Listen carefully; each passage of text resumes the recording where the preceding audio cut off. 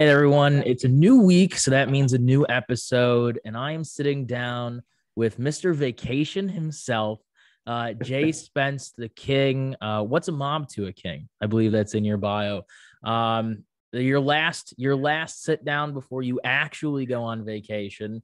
I appreciate you doing this. I know I reached out to you a little bit ago, and you made time for me, so I definitely appreciate that. How are you doing? Man, I'm doing great. Thanks for having me. Thanks for thinking of me to come on this show. It's we always have fun when we link though. We do. Although today we're gonna have, there's good topics. There's good topics for sure. We're gonna be able to kind of freewheel a little bit, but then there are some pretty important topics that you and I have been talking about on and off over the last couple of weeks. More so on the NFL side of things, but because this is the Ryan C show, even though it's on a network called Built in Buffalo, we're not Buffalo focused. And it's not just NFL focused, it's also hockey focused. So, there are some things in the NHL that we're going to talk about, some things that you are suited to talk about since you are there. You're in Arizona, but you're there, you're in Arizona. So you're going to be able to give, you're going to be able to give me and some of the viewers, some breakdown, some kind of energy, like what's the energy that the feels around, we're going to be talking about the Arizona Coyotes, obviously, and the fact that they just moved to a college stadium for the next or a college arena for the next 4 years. Mm-hmm. That's brand new. And then they're going to, gut it and change it up because it's all right. Anyways. And so we're going to talk about that. We're going to talk about some other things and some really important things for the NHL and the NFL. So again, I sincerely appreciate you doing this. So we kind of, before we hit the record button, we were talking about some of the things that we had to look up, and we wanted to make sure that there were no new storylines. And you brought up Jim Harbaugh, and I think that that's a really good way to kind of get into this because it's one of those, a lot of these topics are connected, and this one's really not. And I mean, it might be, but it's really not. But Jim Harbaugh, is always in the conversations for coming back into the NFL, coaching. In this case, it looked like he was going to be the head coach in Minnesota. Nobody really knows if he turned it down, if they turned it down, if whatever it was, but it's important news only because of two things. One, he flew out to Minnesota, which you don't normally do, especially for somebody of his stature, who is a well-known and rather successful college head football coach. You typically aren't going to do that unless you're going to sign. But he did it on National Signing Day, which is kind of a smack in the face to anybody that he had recruited, because on an earlier episode of the Ryan C Show, Izzy and I talked about that. And then I believe the next episode, it was, hey, he said that he's going to go out on the road and recruit, which means, he's returning.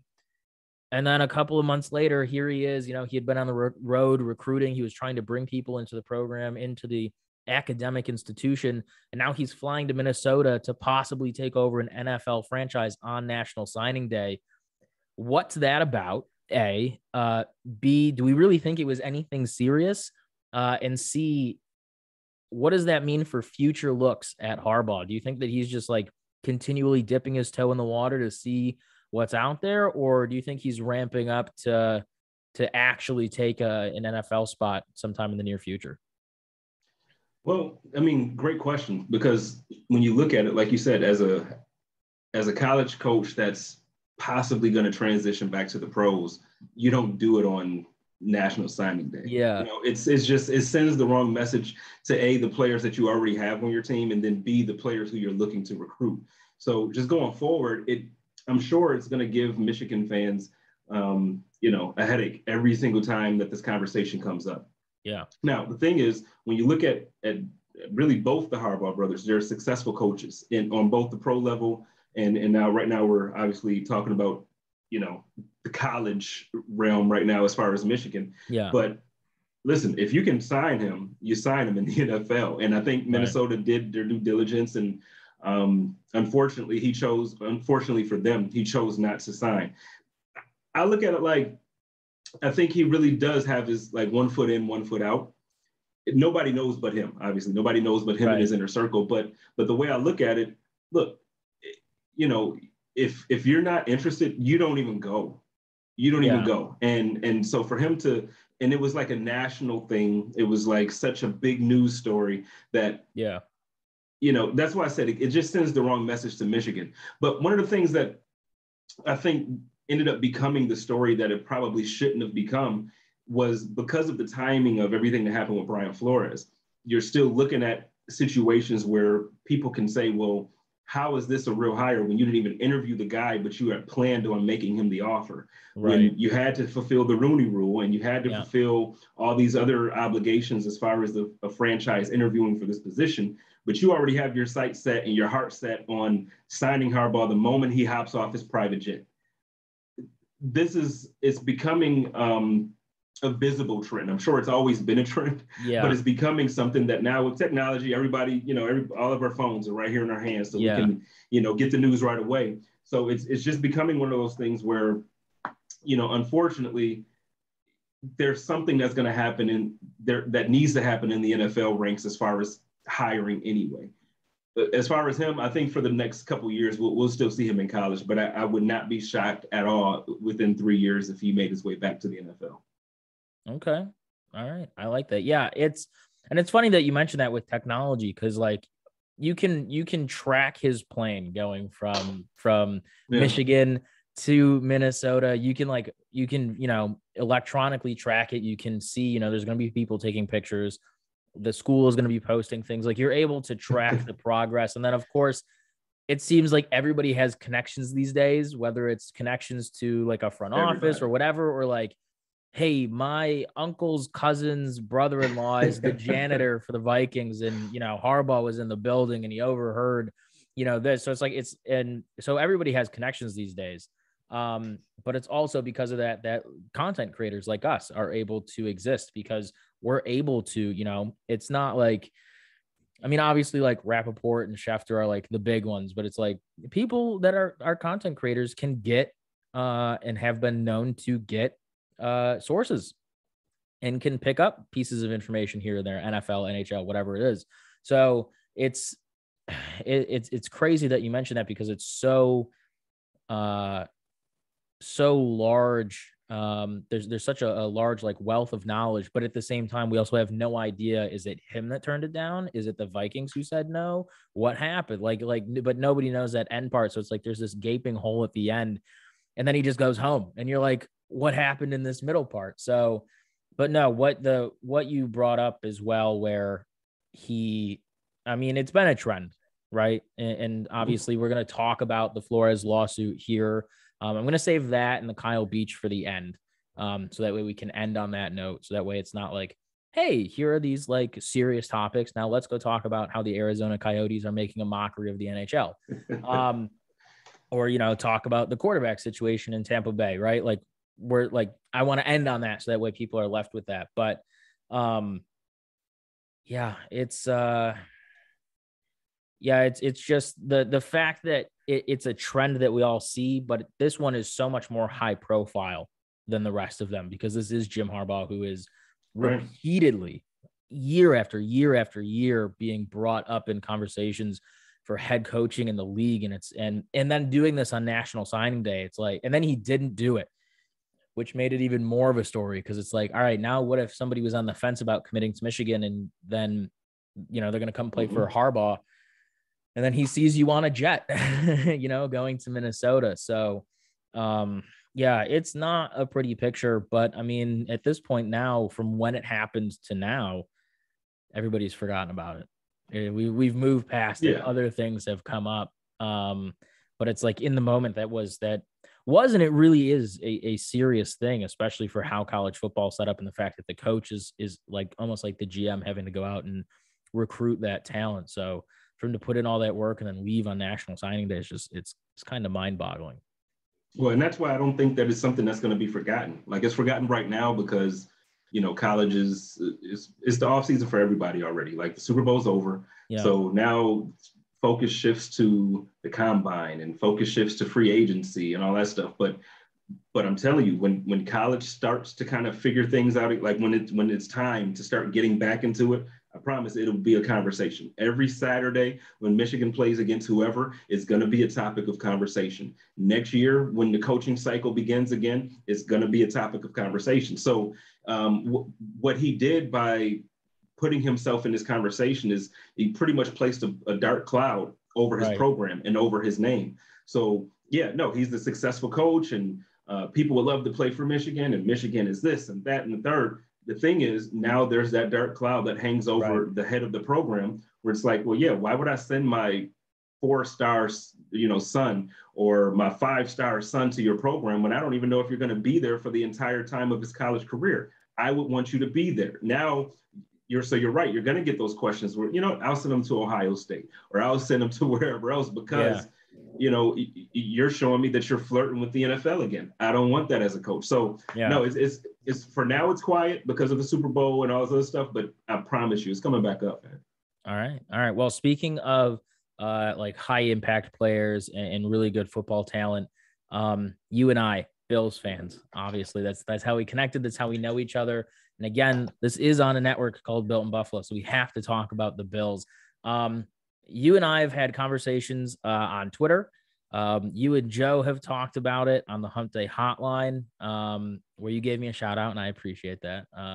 And then I think when you were on the first episode of Justice for All with Justice, you, Joe, and Jake also kind of talked about this, but I think it was more targeted to specific players. But I really wanted to talk about what is like a couple of players in your mind that are on the Bills right now that maybe had a reduced role, or were on the practice squad, or were filling in for somebody that, regardless of personnel moves that have already been made. So basically saying, like for an example, like Beasley's still on the team. What if he gets cut? Like, you can conjecture if that were to happen. But what are a couple of Bills players that in your mind you're looking at and going, hey, if they have the opportunity to step up, they're going to step up and they're going to play a big role heading into this 2022-2023 season?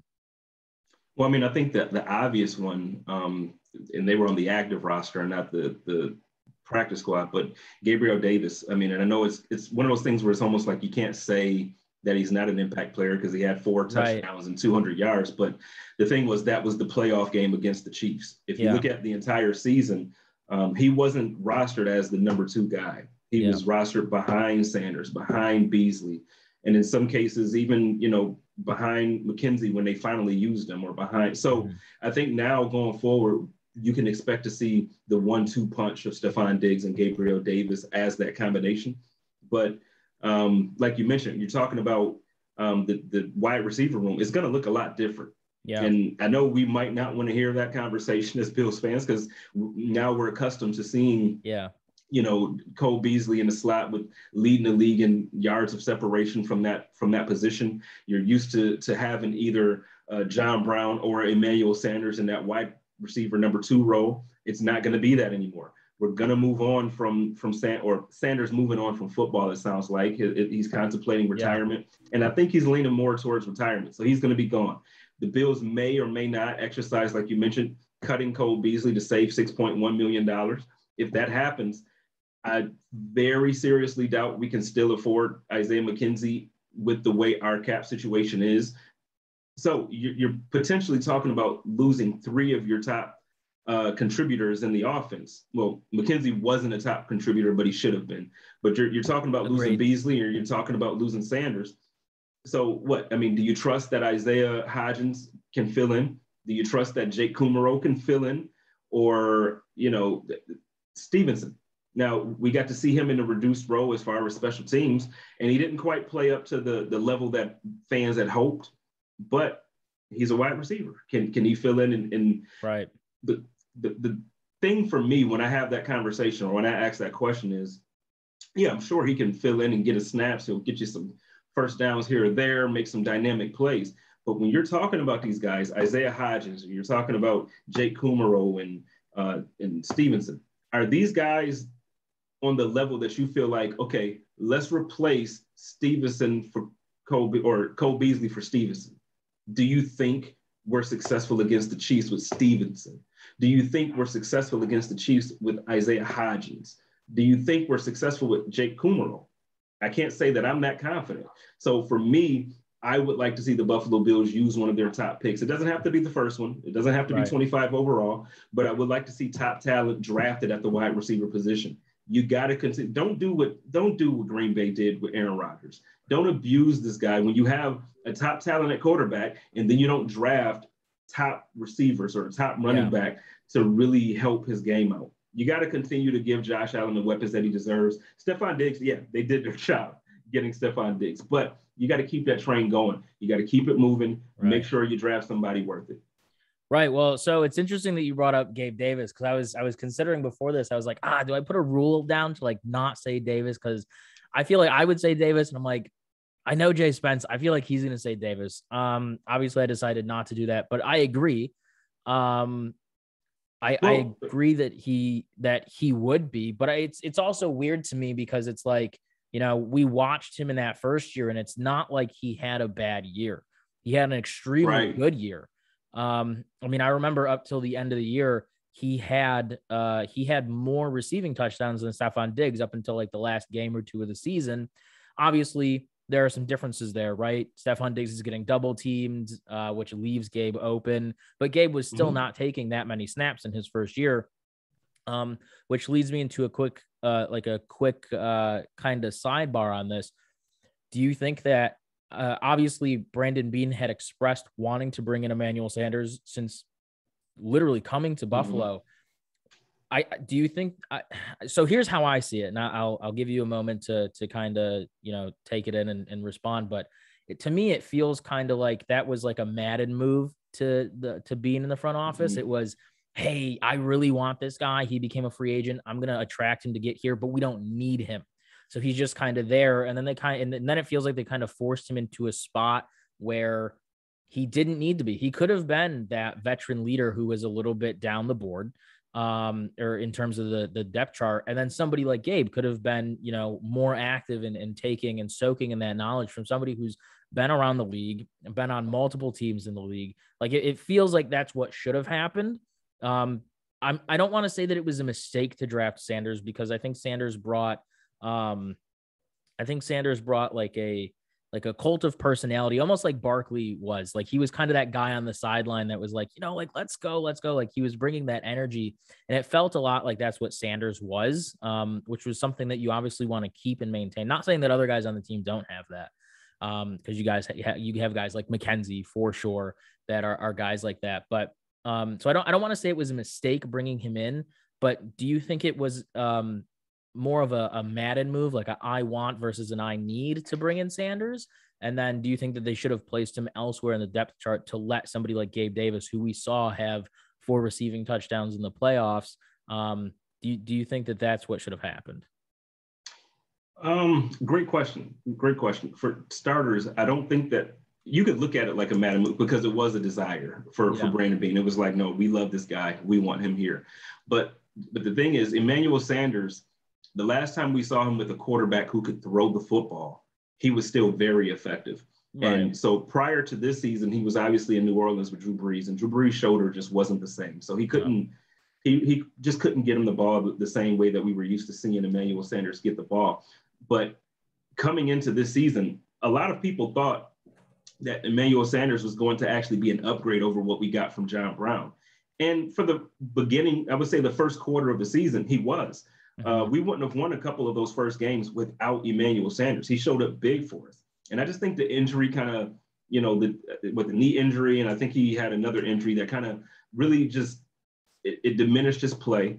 But I don't think he would have been enticed to come to Buffalo had he been lower on the depth chart. So if they would have told him like, hey, we want to bring you in, we want you to be a veteran presence and teach Gabriel Davis the ropes and really show him how to be a superstar, I don't think we would have got the opportunity to sign Sanders. I think it was a big deal for him to be able to play and be active with the quarterback like Josh Allen. So he's talking about the possibility of running it back, and he says that if he does run it back, Buffalo's the only place he wants to do it. I honestly think we've seen the last of Emmanuel Sanders in the NFL. I think he could play. I still think he could play. He's an absolute amazing route runner. He still can You know, he's not the fastest guy anymore, but he can still take the top off depending on who you're playing. There's not a lot of cornerbacks who can cover him one-on-one. Right. No, and that's I like that explanation a lot. It's kind of the same thing that people are saying with Brady. They're like, Brady can still play. He's just like, he's like, I'm done. Like, that's it. Yeah. And so, yeah, and I'm not, I will admit though, at the very beginning, the only Bills game I didn't watch was the Pittsburgh game. I had to watch highlights. Unfortunately I was busy. I couldn't get to the game. But in watching the highlights, I'm like, man, this Sanders was such a bad move. He's not like, he's not meeting with Josh. And I know that you have to build that rapport and figure out the timing, but they had the off season and camp and OTAs and, outside of, camp practices and stuff. And then, the next game or so, it still felt like he was like a step behind where Josh was. And I'm like, oh man, like this is like, you're going to just keep playing this guy. And then the whole thing came out where Bean was like, I really wanted him. And I'm like, no, is this who we are now? Are we we're going to go get like household name players just because they're household names, even if they might be washed? Turns out I was wrong. Sanders was not washed. It just took him a minute to gel with Josh and the offense. So that's on me. I've owned up to that. I've admitted to it. I've had some not great takes in the Twitterverse during the season. We all have some rough days. Yeah. It turns out I was having rough weeks. But no, I mean, I was wrong about Sanders, and that's fine. And you're right. After the injury, I mean, he was out for a while, which, it's one of those things where it's like, the downside is like somebody's hurt, right? This is how they make money. The upside is, somebody else gets to step in and play that position. So we got to see more of Gabe. And then you're right. After the injury, there wasn't really, something had changed. I'm not going to say it's not like before where he was a step slower. It just felt like he couldn't take on as much of the workload as he had before. And again, he's like, 34, 35 years old, injuries. He's been around for a while, but I have one more question on this about the rest of the wide receivers. So,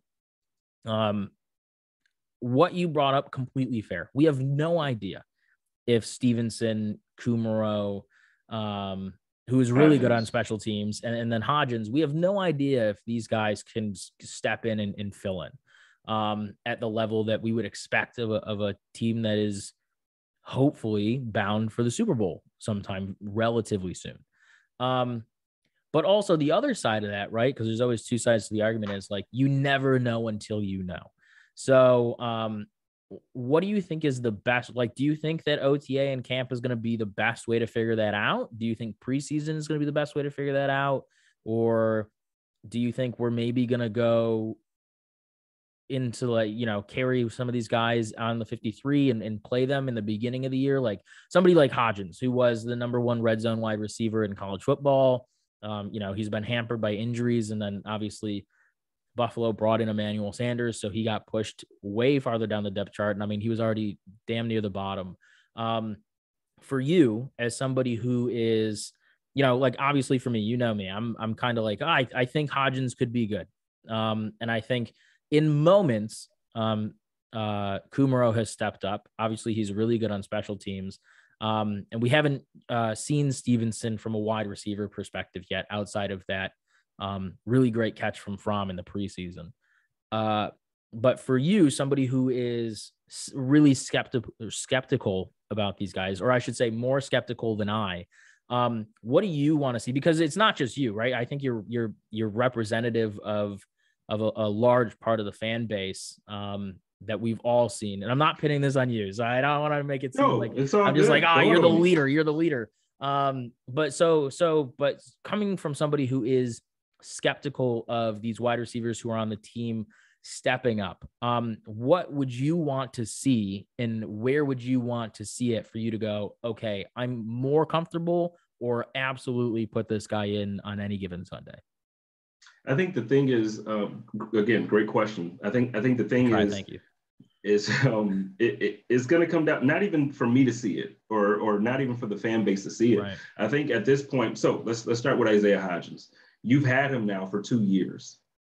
He's been on your practice squad. He's gone up against the number one defense in practice. Yeah. And I think if the team they might not be going full speed like they do on game day, and it might not be really going against Jordan Poyer and Micah Hyde and Trey White, full on. But I think in practice, the coaches and the general manager and the scouts, I think they can tell who we have on the roster. So when you have moments when, you have those injuries to Emmanuel Sanders, and you have those injuries to Cole Beasley, who was beat up a little bit this year too, and last year. When you have moments when, you have to depend on Isaiah McKenzie to be your number one receiver against the Patriots, and get 100+ yards. When you have those games, why were we not seeing Isaiah Hodgins, who, to your point, he was one of the top red zone, if not the top red zone threat in college? And right. Why are we not seeing touchdown Jesus get his opportunities when you're shorthanded? If that were the case, I don't think they would have been looking outside, because even last season, so I know this season just ended, but the season prior, going into the playoffs, they chose to bring in Kenny Stills. Now, he didn't get time, he didn't play, but why are you looking outside when you have Jake Kumaro on your roster? Why are you looking outside if you have? So the point that I'm making there is if those guys were really it, we wouldn't be looking outside of our roster. We would be saying, you know what, we got it. And going forward, for me, it's not even just about having the guys. It's like, look, we saw the talent and we saw the level of play that we have to be at in order to get to that next step where we want to be. We're going against Patrick Mahomes and the Kansas City Chiefs. We're going against, so now you see the Rams win the Super Bowl with, unfortunately, OBJ injured his knee again with a ACL tear. But, you see a team with Robert Woods, OBJ, Cooper Kupp for your three receivers. The team that won the Super Bowl last year, not this year, but last year, you saw Antonio Brown be the number 3 wide receiver. Yeah. So when you're looking at that level of talent, when you're talking about the teams that you're going to likely be competing against for the Super Bowl, I just don't think Isaiah Hodgins is going to, and I want to be as wrong as possible. Right. I want Isaiah Hodgins to come out and be an absolute dog. Like I want it to be, shout out to Joe Miller. Joe Miller has been since day one. He's been telling me, no, man, Isaiah Hodgins, I'm telling you, he's that dude. During training camp, his rookie year, everybody was saying that he was performing better than Gabriel Davis. And blah, blah, blah. So shout out to Joe Miller for that take and for having his back. I'm just of the mindset, like, look, when you're going against teams that have Mike Evans, Godwin, and now, again, AB is no longer there, but that's the level of talent you're going against now in Super Bowls. I don't want it to be Diggs, Davis, and touchdown Jesus. Like, no, go and get a dog. Go and spend that second round draft pick and trade Atlanta for Calvin Ridley. Now, I know this is another conversation. We got Cap that we got to talk about. But what I'm saying is if you're going to be competing at that level, then you need to compete at that level. Don't plug and play like with makeshift, like don't go get guys that's like, well, if he can outperform his draft status, no, go and get a dog. There's a reason why certain guys are drafted in the first round because they're first round talent. Go and get that for Josh. Don't expect Josh to be what Tom Brady has been to New England for years, where they were getting guys that were drafted in the 7th round and trying to make them superstars. Josh can do that. I'm sure Josh will do that in his career. But no, also get him guys who has the same level of dog in him, like Stephon Diggs, and the same level of dog in him, like Josh Allen. Go and get that talent for him. So then really quick, because I just brought this up. So, obviously one of my other shows, Armchair GM, is so we went through and did 2 live streams and did the calculations. So I have some of the numbers in my head, and I know that we'll have some ability to play in free agency a little bit. Is there assuming we go the wide receiver route in free agency, let's just assume that we do that. Do you have somebody off the top of your mind that you're looking at and going, man, if I could just get them on this team? Because you're right. I mean, when you look at last night, right? That was last night. Yeah. Last night with, well, at the time we were recording this will be out this upcoming Saturday. So it'll be a little bit, but, Cooper Kupp, I mean, even Robert Woods, who didn't play this season, like just these fast guys, Tyreek Hill, like these really fast guys, which is something on the offensive side of the ball for receivers that the Bills are kind of truly lacking. We're lacking a lot of that speed. Well, we weren't lacking it. McKenzie just wasn't playing in games. There you go. So just again, hypothetically, if we do not bring McKenzie back, is there a free agent wide receiver, one or two, that you're like torn between, that you're on the fence on of saying, or are you like dead set, like, hey, the Bills should be bringing this person in if they absolutely can? Well, like I mentioned, I want them to focus on the draft as far as a receiver, because I think there's a lot of young talent. But as far as free agency, there's only been one guy that I've been pounding the table for, and that's Cordero Patterson. And I know he kind of lines up as a running back, but then he can go wide out as a wide receiver. Then he's a punt kick return specialist. That's the guy that I think the Buffalo Bills need to put all that, like, whatever you need to do. If you need to send him some more wings, you need to send him some barbell. Damn it, send him some more barbell. Do what you got to do. But you get a guy like him for your offense. And what it does is it opens up. I'm not a hater of any of our running backs. I love both of our guys.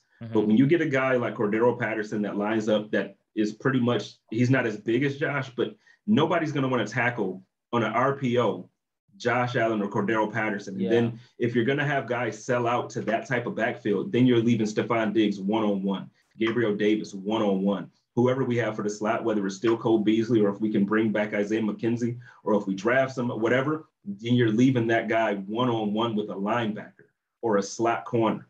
Listen, that's the move for me. And I'm sure other people will argue and be like, Spence is crazy as hell for that. You don't need Cordero Patterson. I'm telling you, though, what he will bring to our offense, we don't need a superstar. We don't need Saquon Barkley. I know a lot of Bills fans want Saquon. I know a lot of Bills fans want us to do that phone call down to the Panthers. No. But that's what I've been seeing. They want us to call the Giants or the Panthers and get a superstar running back that's injury prone, that hasn't been available for the last 2 seasons. I don't want either one of those guys. No. Go and get a Cordell Patterson who doesn't have to be a superstar, but he's super effective in what he does. And I guarantee the things that the Buffalo Bills were short at, you want to be able to get first downs on 3rd and 3. That's what Cordell Patterson can do for your run game. You want to be able to motion your guy out the backfield and still be able to have him be just as effective as a route runner. That's what Cordell Patterson does for your passing game. You want to be able to not worry about if we're going to put the ball on the ground when we're trying to return a punt or a kickoff. That's what Cordero Patterson does for your team. He solves so many issues in just one guy. Give me one guy. You won't have the complaint that Bills fans had 2 years ago with Andre Roberts, because everybody's complaint about Andre Roberts was that, well, he doesn't give you anything in the passing game. True. Guess what? Cordell Patterson gives you something in the passing game, the run game, and the return game. Give me that. And that's a fantastic. Thank you for that, because I know you were big on the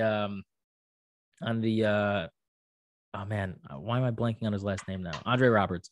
I was like, why am I thinking Robinson? But Andre Roberts, I mean, you were big. You were the guy on Twitter, and you were right. I mean, you were 100% correct on that. I'm all for bringing Patterson to Buffalo. I would say specifically for the return abilities, but I'm also not going to ignore what he can do in the run game as well as the passing game. But there's 2 names that I have out there that I kind of looked at it, and both of them are I think they're under the radar. One is from the Chiefs, one is from Pittsburgh. But I think that they're going to be under the radar free agents that I'm not sure either team are going to bring back for a couple of reasons, for, different reasons. But I'm with the one I'm more okay with losing. I'd bring in both of them because we should be able to get them for cheap. If we, don't bring back McKenzie, and if we actually moved on from Beasley, I'd be okay with this one. But James Washington in the slot. I saw you and A-Rich talk about him. Not used correctly in Pittsburgh at all. I have the benefit of having watched 24 meetings of the AFC North teams in the 4 years I lived in PA, because my roommates were Steelers fans. So I did the math. That's 24 times I got to watch the AFC North go at it over 4 years. I know that James Washington is a solid, somebody just honking their horn down there, is a solid wide receiver, especially in the slot. I'd be okay with moving on from Beasley a year early if we were able to grab him. But also Byron Pringle is set to be an unrestricted free agent who might be a little bit more than I was originally thinking. Again, as we went through Armchair GMs and did it, I think I probably lowballed the offer, but with the Chiefs and how much money they've spent over the last couple of years, it's going to be guys like Pringle and McKinnon who are going to be in and out of that organization. And so if they could bring in somebody like Byron Pringle cheaply at wide receiver to give us some of that speed, again, if we're not looking to bring McKenzie back, obviously I would prefer McKenzie because there's so many upsides, being able to gel in that offense, being able to be used in multiple different ways in that offense, and then also having knowledge of that offense are upsides that you're not getting with somebody like Byron Pringle. And so I would prefer McKenzie, but if we don't bring him back, unfortunately, I would like to opt for that because you're getting a younger slot guy. I think Washington's only 26 years old. So he's not that old. And then Pringle also on the young side as well and gives you that speed. So I really like both of them. Those are just two names I wanted to like just bring up and throw out there because nobody's really talking. I don't think a lot of people realize that Pringle's going to be a free agent, and Washington is a guy that's been kind of utilized the wrong way in Pittsburgh. So he has that like not that good moniker that's attached to him, which is what this team does. They go out and get the guys that are quote unquote not that good on other teams, and they make them into high profile players here. Somebody who I would also be interested in, and I feel like it's going to be a no-no from a lot of people, but I would also look at Juju Smith-Schuster when you're talking about that division. I know, but you know, his injury kind of, I feel like, did free agency a favor. Yeah. In the sense where he wasn't able to put up a big year and kind of say, hey, let's do this. So it's very possible that he might want to go somewhere where he can sign a 1-year prove-it deal and play with a quarterback who can give him the ball. He's been playing with Ben. So yeah, he's somebody I would look at as well. So go ahead. I can tell you don't. No. I actually do agree with you. I do. I'm just smiling because it's like finally someone else said it. I mean, James Washington, I think is built for the slot. Which obviously, if we were to move on from Beasley a year early, you'd be looking to find somebody else because then you're also assumably you would either. I mean, I don't know. I would hope that they would work to bring McKenzie back if they move on from Beasley. But if that's not the case, I would want them to bring in Washington. But Juju, again, having the added benefit of watching that team more than 24 times over 4 years. I watched for the 17 weeks that there are or were. It's very clear to see that not that he's not a wide receiver one, but it's very easy to look at somebody. And we saw that after the Chiefs game, people were clowning Stephon Diggs for 3 receptions, 7 yards. Yeah, he's the number 1 wide receiver. You had like 3 defenders on him for most of the game. Of course he has 3 receptions for 7 yards. I didn't even see people clowning him, to be honest, because I just assumed that people were smart enough to understand. Well, it was Chiefs fans and Patriots fans because the Patriots were like, following the team a couple weeks later. But no, it's again, having the added benefit of having watched him. He's a phenomenal wide receiver. He's a phenomenal wide receiver who's fast. He has height, but he was more suited to be that wide receiver too. When AB, because you have to remember he was there. He was drafted to that team when AB came in. So AB was the number 1 wide receiver, which meant Juju, and obviously AB, fast, tall, strong. They're putting multiple defenders on him. I mean, the man's known for kicking people in the face on returns. Like, he's a guy that you're going to want to put, multiple coverages on.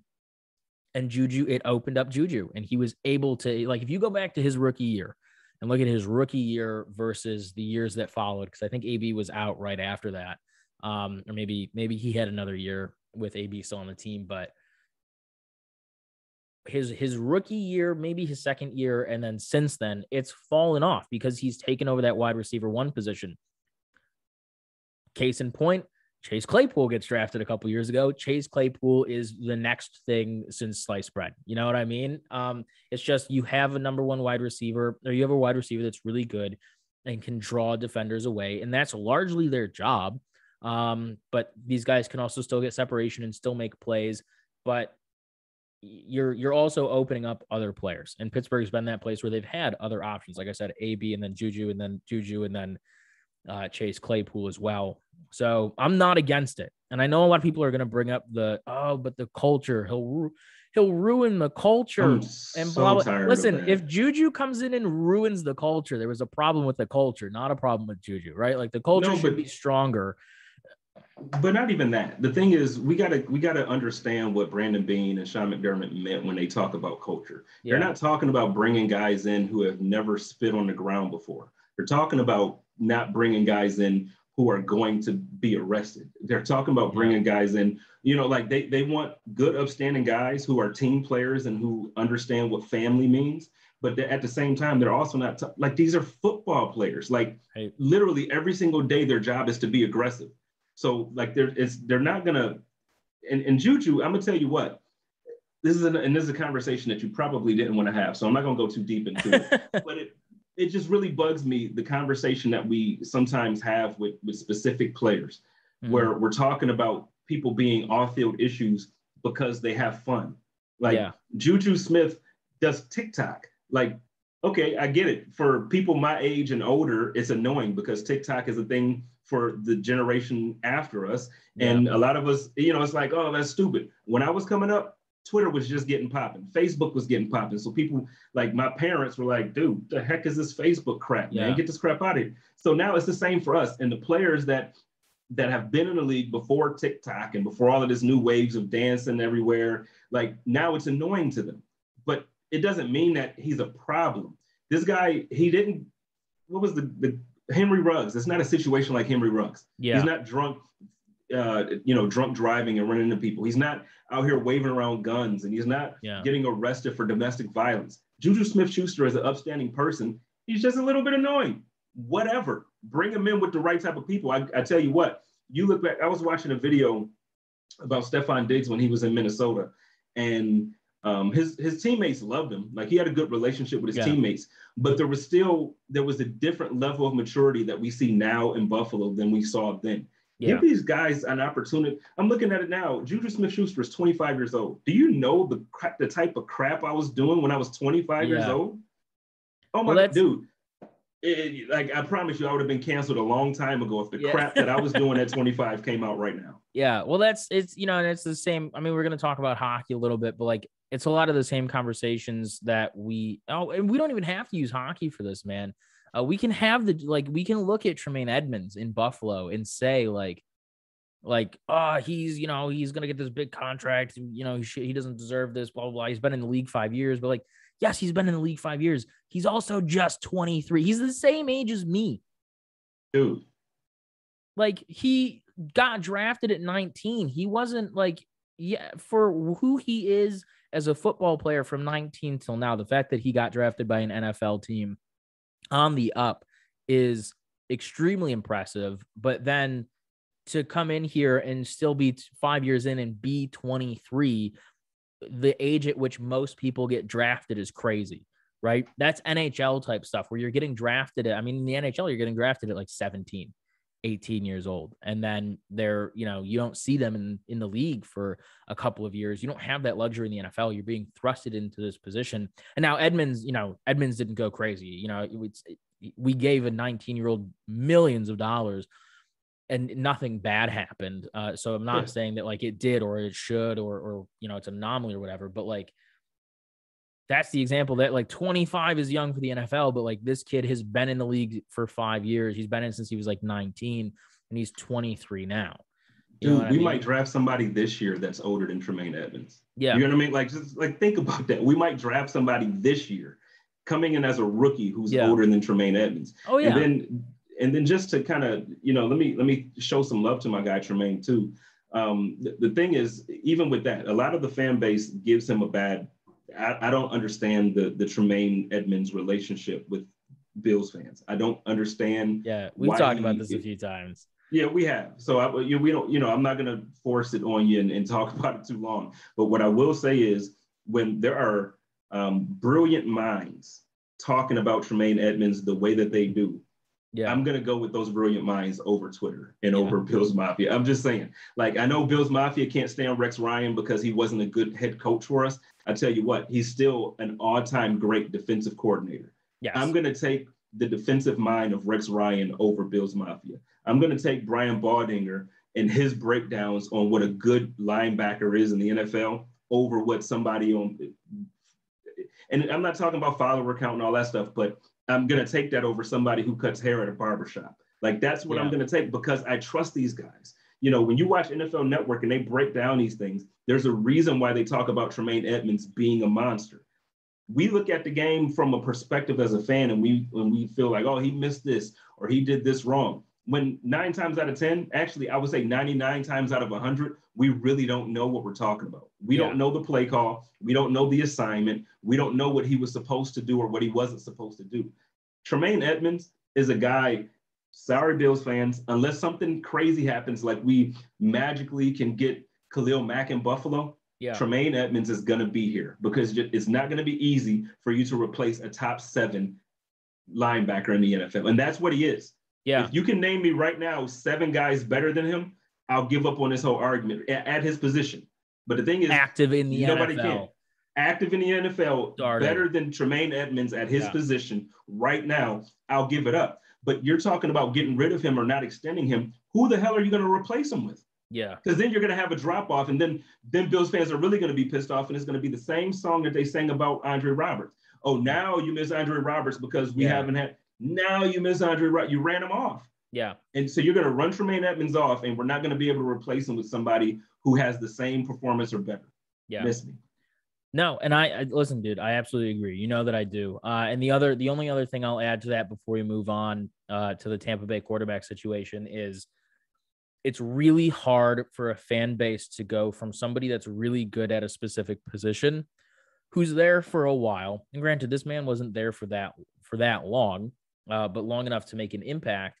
But to go from Lorenzo Alexander at the middle linebacker position to Tremaine, who a lot of people are expecting, they're like, oh, well, this is what it was before. You need to play at this level. Well, there's a couple things wrong with that. One, Edmonds is not the same build or the same type of person as Alexander is. 2, he doesn't have his time and experience in the NFL. And 3, he's 19. Like, you know what I mean? So the expectation, whether it's conscious or subconsciously, that some people have to go and say, well, we had this, so now it needs to be this. It's not realistic. Very rarely do you get rid of or lose a player who's extremely good and talented and knowledgeable at their position, and then their replacement is the same. It's usually a couple notches down. I tell you what, and I'm gonna find the clip and I'll post it at some point after I find it. I got to go through all my, downloads.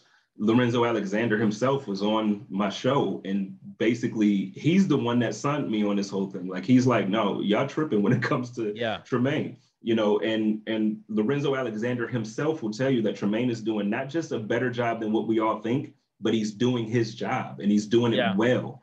And the thing is, again, we have these opinions about players that come from wherever they come from, whether it be you just dislike the guy or, like you mentioned, expectations from previous players. But Lorenzo Alexander himself will tell you that at Tremaine's role, Tremaine is better than Lorenzo was. Wow. That's not me saying this. This is what Lorenzo said. And now what Lorenzo was an all-around great player for the team. He brought the energy. Special teams was his niche. Special teams is what made Lorenzo Alexander the guy and his leadership. But when you're talking about that linebacker play, Tremaine Edmonds is a lot better than what we think. And at this point, that's why you don't even see me on the timeline anymore. I don't even argue about it. Like, I don't talk about Tremaine. I just ignore it. Like, I've actually muted his name because it gets frustrating to continually have these conversations with people about a player. Dude, how are we so rough on our guys too? Right. Like, I just don't get it, man. Like, we're so rough. We want to run our guys out of town, and I just, on my watch, it's not happening. No, I don't want to keep beating this, but keep beating a dead horse. But my timeline's been a lot of the same. There was some Bruce Smith slander today. What? Earlier in the week, or no, because it's only Monday as we're recording this. Last week there was some negative talk about Kyle Williams and how he wasn't that impactful for the city, or isn't as impactful as of a player as Josh was, and he didn't really mean that much to the team and the city. So yeah, a lot of, and I mean, I don't get it from the point of view of like, okay, like I agree with you, but I understand that from what the team was when Kyle was on it to what we are now, I can get the mindset of some people to go, well, that was trash. This is not like, and they're also so far removed from the conversation, or they're just so young that they didn't really remember. But like, Bills football was so bad during the drought years that hockey was legitimately the more popular sport because we had a good hockey team. The Sabres were a fantastic hockey team. Never won anything, but they were consistently in the playoffs. And Kyle Williams was the heartbeat of that team for so long. And it hasn't been that long since he, retired. But then to see people like hopping on the timeline and saying, he's not as important to the city and to the team and the fan base. And I get it. Like Josh is really impactful but like Josh is impactful in a way where the team is winning now. And that's the energy. Whereas Kyle was a decade plus of this team missing the playoffs and being the hope.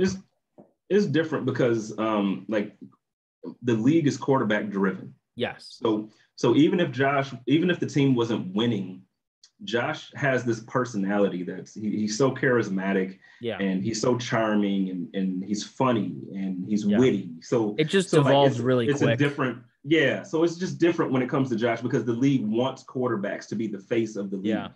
But when you're talking about somebody like Kyle and you're talking about first of all, I don't even know why there would have been Bruce slander. We don't even have to touch on that. You mentioned it. I just wanted to say like that's the dumbest thing. That's just dumb. No Bruce slander. He was called not the greatest defensive player of all time. There's an argument to be made that he's second best, but I'm gonna. For me as a Bills fan, he's the greatest.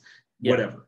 But now back to Kyle. So it was a different impact because of the way the league is ran. Yeah. But when it comes to Buffalo, if you paid attention to the Buffalo Bills as a football team and as an organization during those 17 years, the time that he was there, I'm telling you, he would. Like there's a core of guys who absolutely meant everything to the city. Yeah, now, they were the team. Again, you remember the quarterbacks because I guarantee if you talk to that same person, they're in love with Ryan Fitzpatrick, even though Ryan Fitzpatrick didn't perform after his extension. So, you're going to have people who don't quite remember it the way that it was. But no, that's just foolish to say, man. Like Kyle Williams, like shout out to Kyle Williams, man. Yeah. Just shout out to everything that he's been for the city, for the team. And then back to what he has been for the city, man. Like he was doing things for Buffalo when we didn't have players wanting to be in Buffalo. Yeah. Like, that's how important he was. Like, now, Josh is making an impact, and you got guys wanting to come there. Like, you get, Emmanuel Sanders came there for 1 year, and he started a charity for Buffalo to do things in Buffalo's community. You got, now all the newer guys coming in, you got all this swag and energy. You got Deion Dawkins, and you got, Trey White, and you got all these people with energy who want to be there now. But it wasn't like that before the Brandon Beane and Sean McDermott regime. It wasn't like that. The last, and I don't want to diss anybody, but the last quote unquote cool guy we had was Stevie Johnson. You get what I mean? Like, and no diss to Shady, but Shady was super dope. But personality wise, he didn't connect the same way Stevie did. He didn't connect like that. So when you got guys like Kyle doing the things that he did, man, I don't never ever want to hear slander. Like that's crazy. That's crazy. All right, moving on. So Tom Brady has retired, and I originally had Tom Brady's retirement on here, but I wanted to come at it from a different way because I had already kind of talked about it on last week's show, which is going up Tuesday. Okay. So when you guys are watching this on Saturday, last week's show will be up on Tuesday. There was a delay in getting it posted. I apologize for that. But I wanted to tackle it from the topic of, or the viewpoint of, who takes over in Tampa Bay. And I specifically, on the list that I sent to you, I asked, is Kyle Trask the guy ever?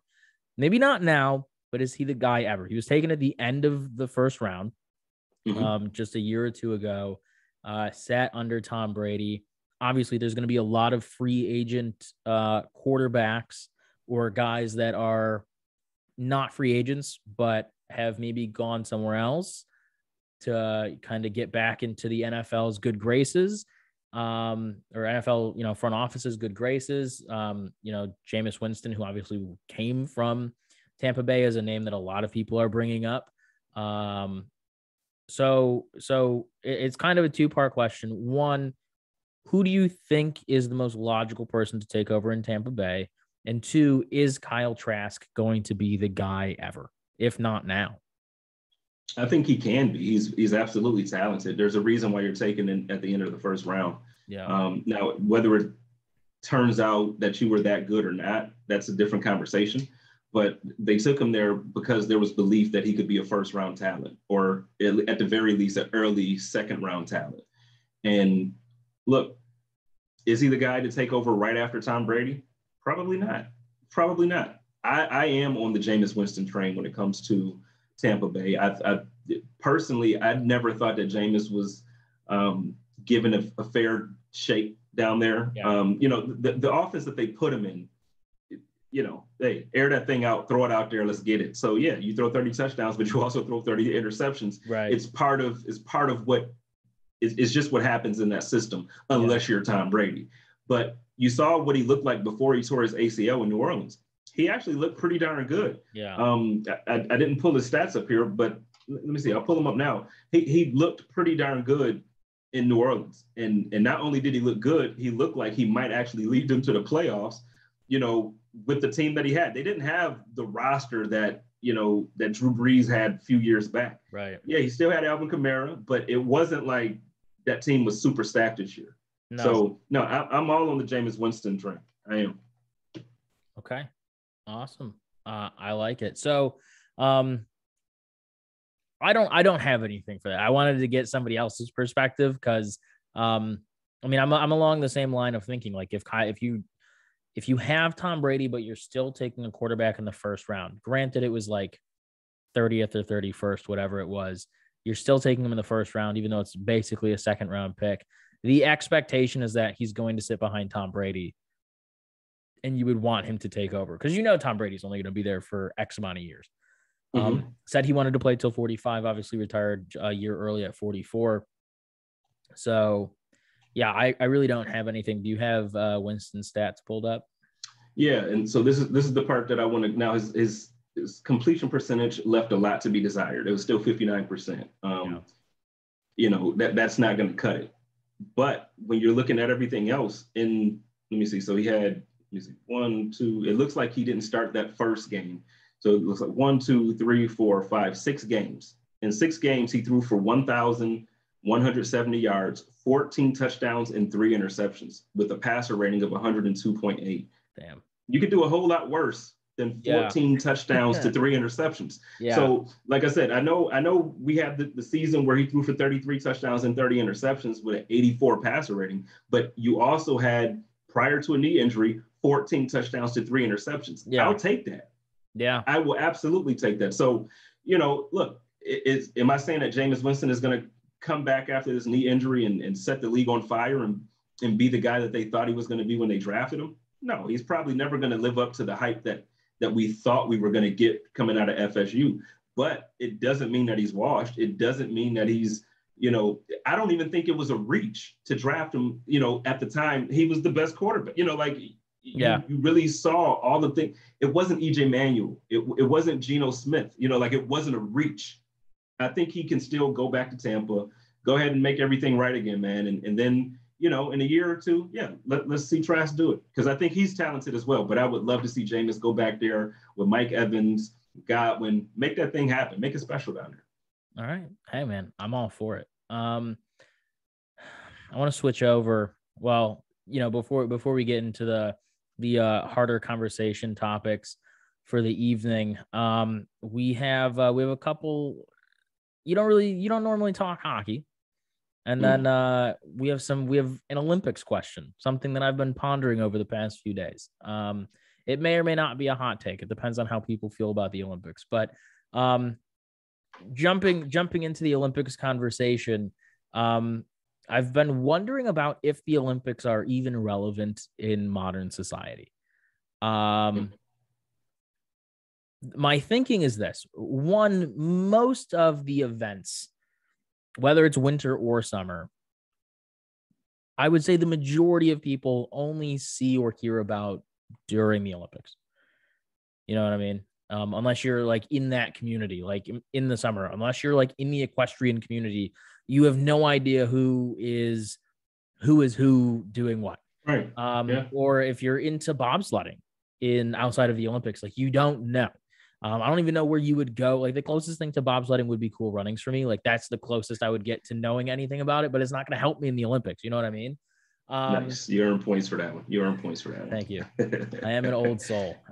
What the interesting thing is though, this was the first year since the Cool Runnings team that an Olympic Jamaican bobsled team qualified. Mm-hmm. So, interesting fact. But even then, the sports that are really big, obviously American football is not played. I don't believe soccer is played in the Olympics. I believe soccer, I could be wrong too. But I believe that they, I'm gonna look it up before I sound like an idiot. So keep on going. I appreciate it. But it just seems like some of the bigger ones that already exist out there, specifically like hockey, and if soccer is or the original football, if it is played in the Olympics, it is summer. Okay, so it is played in the summer.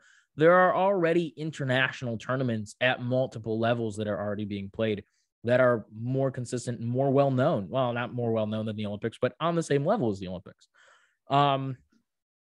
So you have that, but then on the other hand, like I said, you have events that you really don't know about unless you're in that community, which is going to be like a 1 in a million or something, chance that you're going to be part of that community and have that knowledge, whereas nobody else is going to. So the question really comes down to, like, for me, again, what I've been pondering is, are the Olympics relevant? Because for hockey, you have the IIHF, which is the International Ice Hockey Federation, which does men's and women's hockey at multiple different age groups across the world. Obviously, for soccer, you have multiple different levels and leagues. And again, going back to hockey, you have different leagues around the world. Obviously, the KHL in Russia, the NHL, which we're all the most familiar with in the U.S., the American Hockey League in the U.S. or in North America. So there's so many leagues and so many different international tournaments. The World Juniors, which is hosted by IIHF, and then also the NHL is actually looking to get away from the Olympics and bring back the World Cup of Hockey. So it brings me back to my question: are the Olympics relevant? Because it seems like the two options are sports that already have a large international following at different levels, or sports that we only hear about every 4 years at the Olympics that nobody is really paying attention to. Yeah, I'm going to say that the relevance, it's a U.S. thing.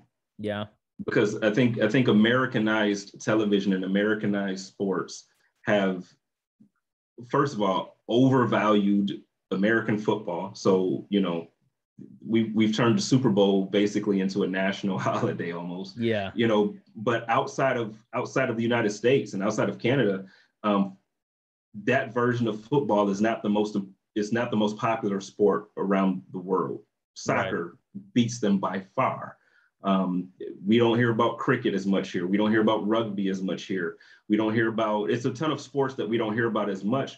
But outside of this country, I do believe that the relevance is still there. And then also when you talk to athletes, it's an honor for these guys and these women to go and win medals for their countries. So I think that the relevance is there. I just think that when it comes to the United States of America, they need to do a better job with like you mentioned, making not just the publicity of the events. So not just every 4 years when the Olympics roll around, or not that, but they need to make a lot of these things more accessible to people. Because like you mentioned, I wouldn't know the first place, even if I was in Buffalo. I'm in Phoenix now, so of course there's no bobsledding facilities out here. But in Buffalo or in Erie, Pennsylvania, during the winter months, there should be somewhere where I can go to train if I want to learn how to bobsled, if I want to compete. All these other events that happen at the Olympics, there needs to be a little bit more of a push to get the American people involved in it, because it's great, man. The sports are great. I just think that we ignore it until it's time, and then we get upset because we're not as dominant as other countries. It's like, oh, that's stupid anyway, I'm not going to watch. Well, yeah, because we don't participate. Now, every year, every time they do basketball, you see all these people who don't even watch basketball all year round. They'll show up and it's like, oh yeah, we got the NBA player. And now you're seeing that NBA players are now also playing for Spain, and they're also playing for all these other countries. So now the playing field there is more equal. So the basketball team, we're not as dominant as we used to be. Look, we gotta do better with keeping it an even playing field across the board and getting the American people to be involved with a lot of these sports, because you don't see it. You're right. I agree with you. It's just not relevant to us, but it's because I don't think that they push it in the same way they push the NFL, the NHL, and the NBA and baseball over here. Well, I can tell you in Buffalo, curling is becoming more of a readily available thing to do, recreational. Okay. I don't know. I might try it one of these days. I know people who have tried it and they say it's pretty fun. But I mean, that's just one thing. Obviously, I like me, I pay way more attention to the Winter Olympics than I do the summer, right? There's nothing in summer that really entices me, like boxing maybe, but like there's nothing really in the Summer Olympics that's enticing me. Whereas the Winter Olympics, they have hockey. I do like watching bobsledding, but like, again, I don't have access to that outside of cool. I don't have access to that outside Cool Runnings. Like, you know what I mean? So, but you know what? But even racing, like track and field, like those events, like there should be more. And I'm sure there are competitions, because you get stars that come out of the United States all the time. Yeah. But why aren't we hearing about these things on a monthly basis? Yeah. I'm sure there are races everywhere. Yeah. Why don't we hear about these more? I feel like outside of high school and college, it kind of dies down. You know, like if you're in college, you're very much up on these things. If you're in high school, if you're an athlete in high school, you pretty much run track just to stay in shape. Like my basketball coach made us run track to stay in shape, Nice. But after that, it's like, why don't we hear about a lot of these events? Well, also, I mean, just because you brought up track, and we can move on if you want, but like, because you brought up track, a lot of, and even soccer then too, like going back to the comment you made earlier of how much of a focus we've put on American football in high school and college goes to soccer and goes to track and field to grab those athletes and bring them into the football world. I mean, perfect example, Pat McAfee was a soccer player, and he ended up being co-opted into the football world just out of necessity for a kicker in high school. And he ended up becoming a kicker, went to college as a kicker, and then got drafted into the NFL as a punter.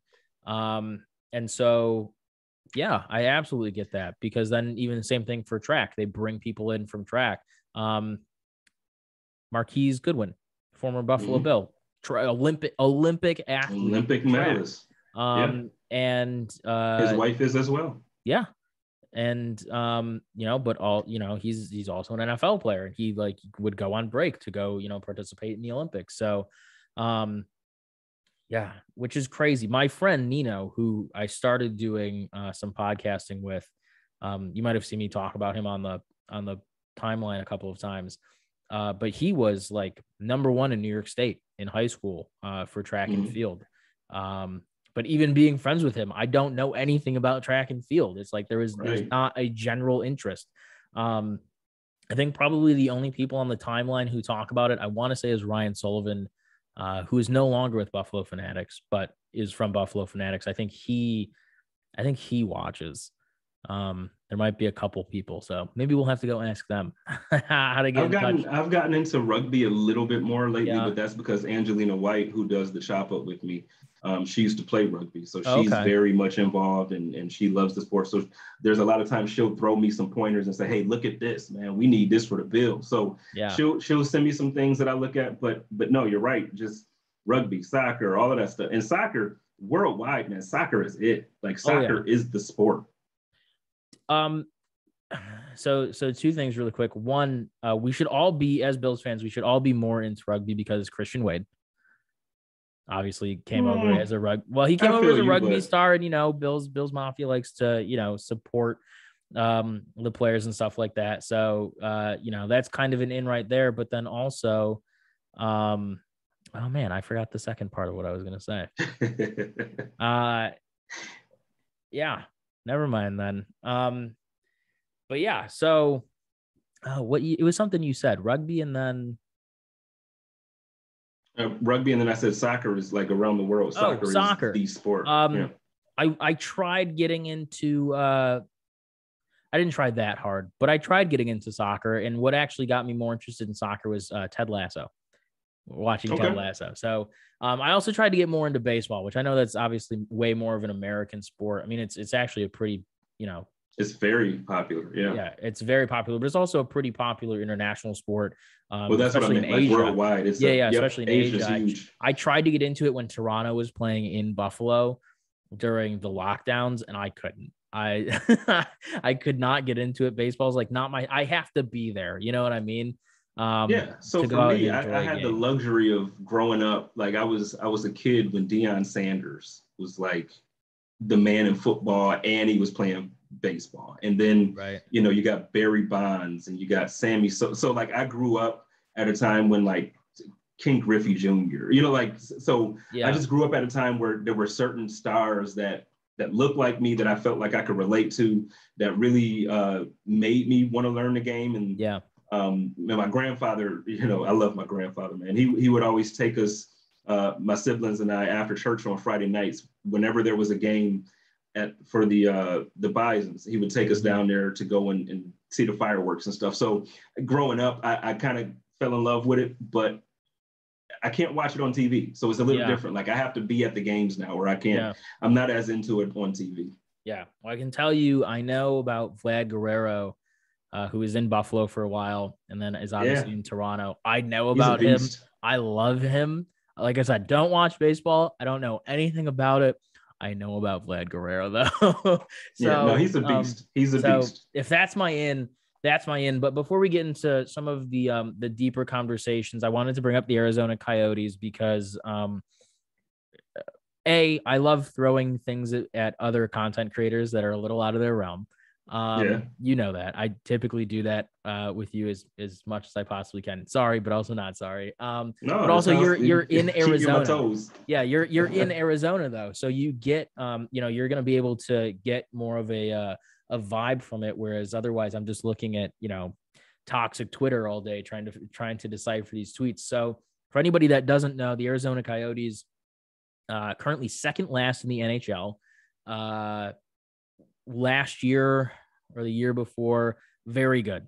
They were a predicted future landing spot for Austin Matthews in Toronto when he becomes an unrestricted free agent in a couple of years because he's from Arizona. There is now each year really top 10 or top end talented hockey players coming out of Arizona. So it's not like Arizona isn't seemingly a hockey place. It seems like there are more, players coming out and it's becoming more of the culture.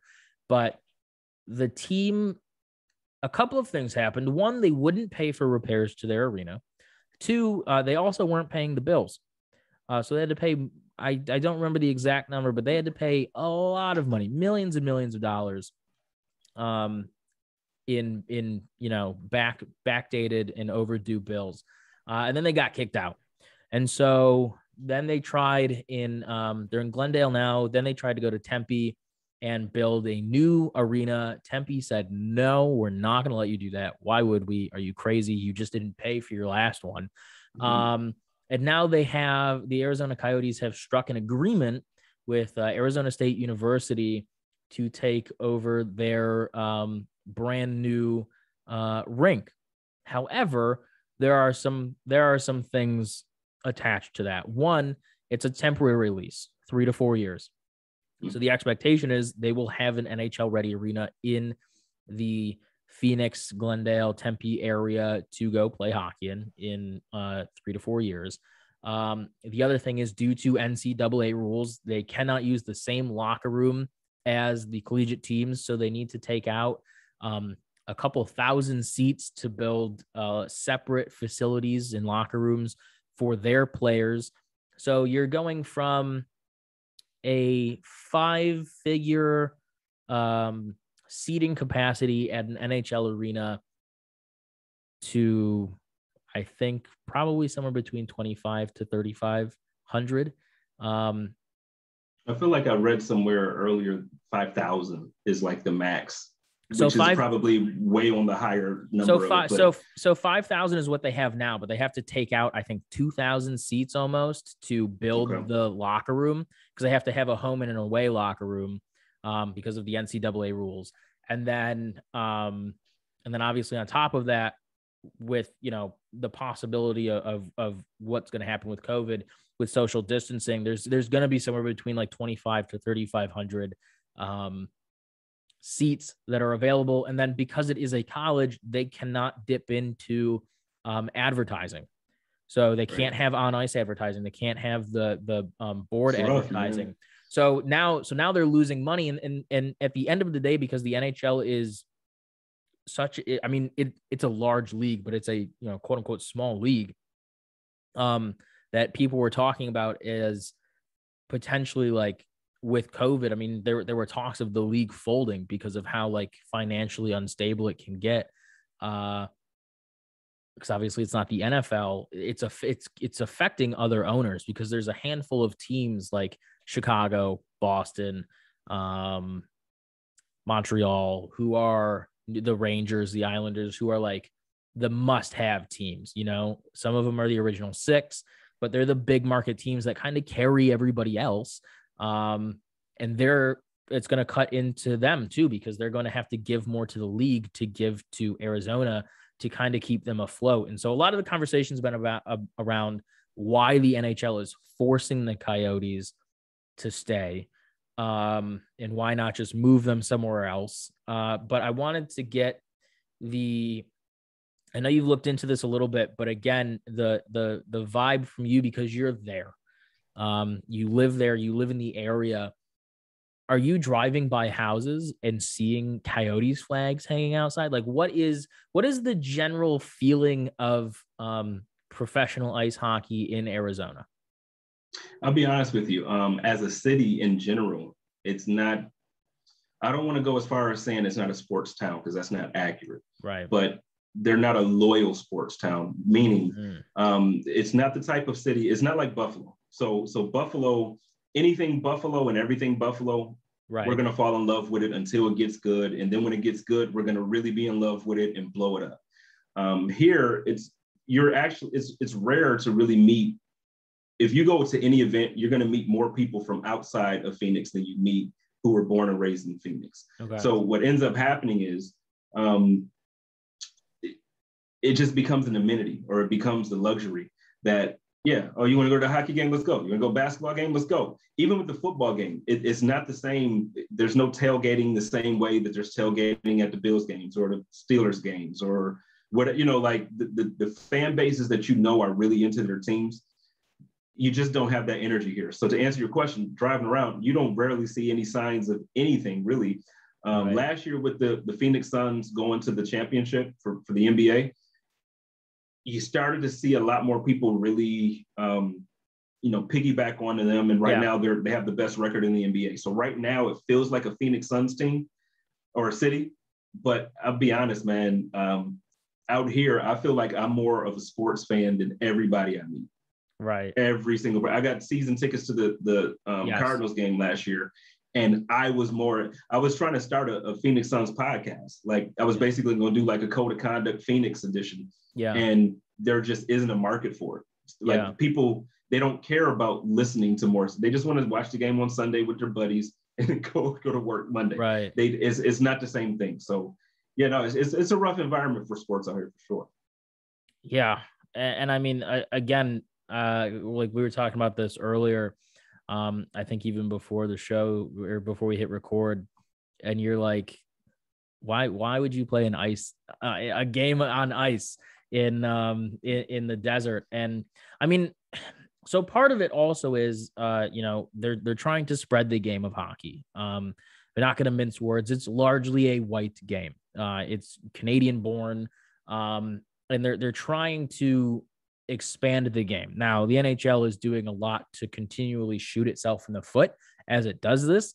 And I think this is one of those moments where they're continuing to do that, because one of the reasons that is being conjectured is that they're trying to force to keep the team in Arizona is because it has a stranglehold on the Southwest United States, which is largely Hispanic. And so being able to bring the game of hockey and make it quote unquote more accessible to a community where it typically and traditionally is not, is why they want to keep it there.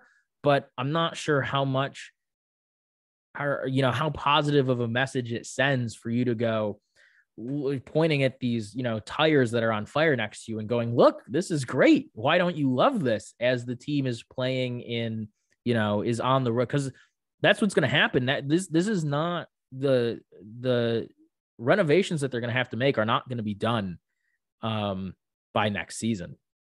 Yeah. So because I don't think they're not going to start for a while, and it's not like the NFL where it's now you have like 5-6 months. Like you have 3 months between the end of the Stanley Cup finals and when you start playing your preseason games.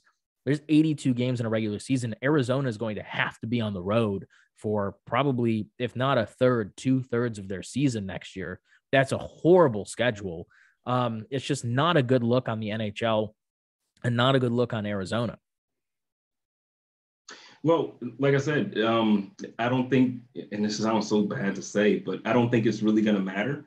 Yeah. Because if you really, if you last season when they were still over here in Glendale, because they were right across the street from the football football team as well. So when they were right there, man, if you watch the game, the attendance could fit in ASU. So and like I said, and what it's come down to with all of this, because you're right, that is the conversation around town. Like, man, this is an embarrassment to the league. Yeah. Like, why would you even do that?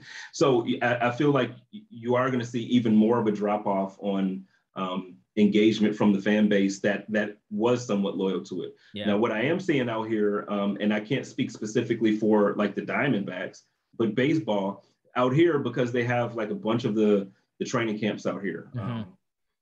This is, I would say, if there is a sport that people love out here, that they get into it, it's baseball. And I think it's because of the fact that so many teams come from around the country and so many people live here from around the country. You got the White Sox here. You got there's literally about 8 of them, 8 to 10 teams that come here every spring. And they're just out here for like a training camp, and people get to be close to their teams, even though they're not close to their city. So I would think that baseball kind of has a stranglehold on it right now, but not even in the sense of it being like an Arizona thing. It's just because, like for instance, it'd be like the Bills coming out here for training camp. I'll be like, hell yeah, I'm going to every single practice. Yeah. So yeah, it's one of those things. Yeah. No, man, it's I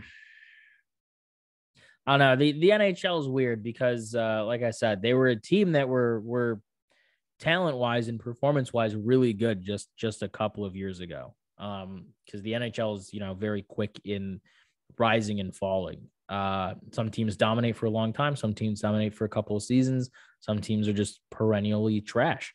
But this is like a new level of embarrassing. The NHL let hockey fail twice in Atlanta.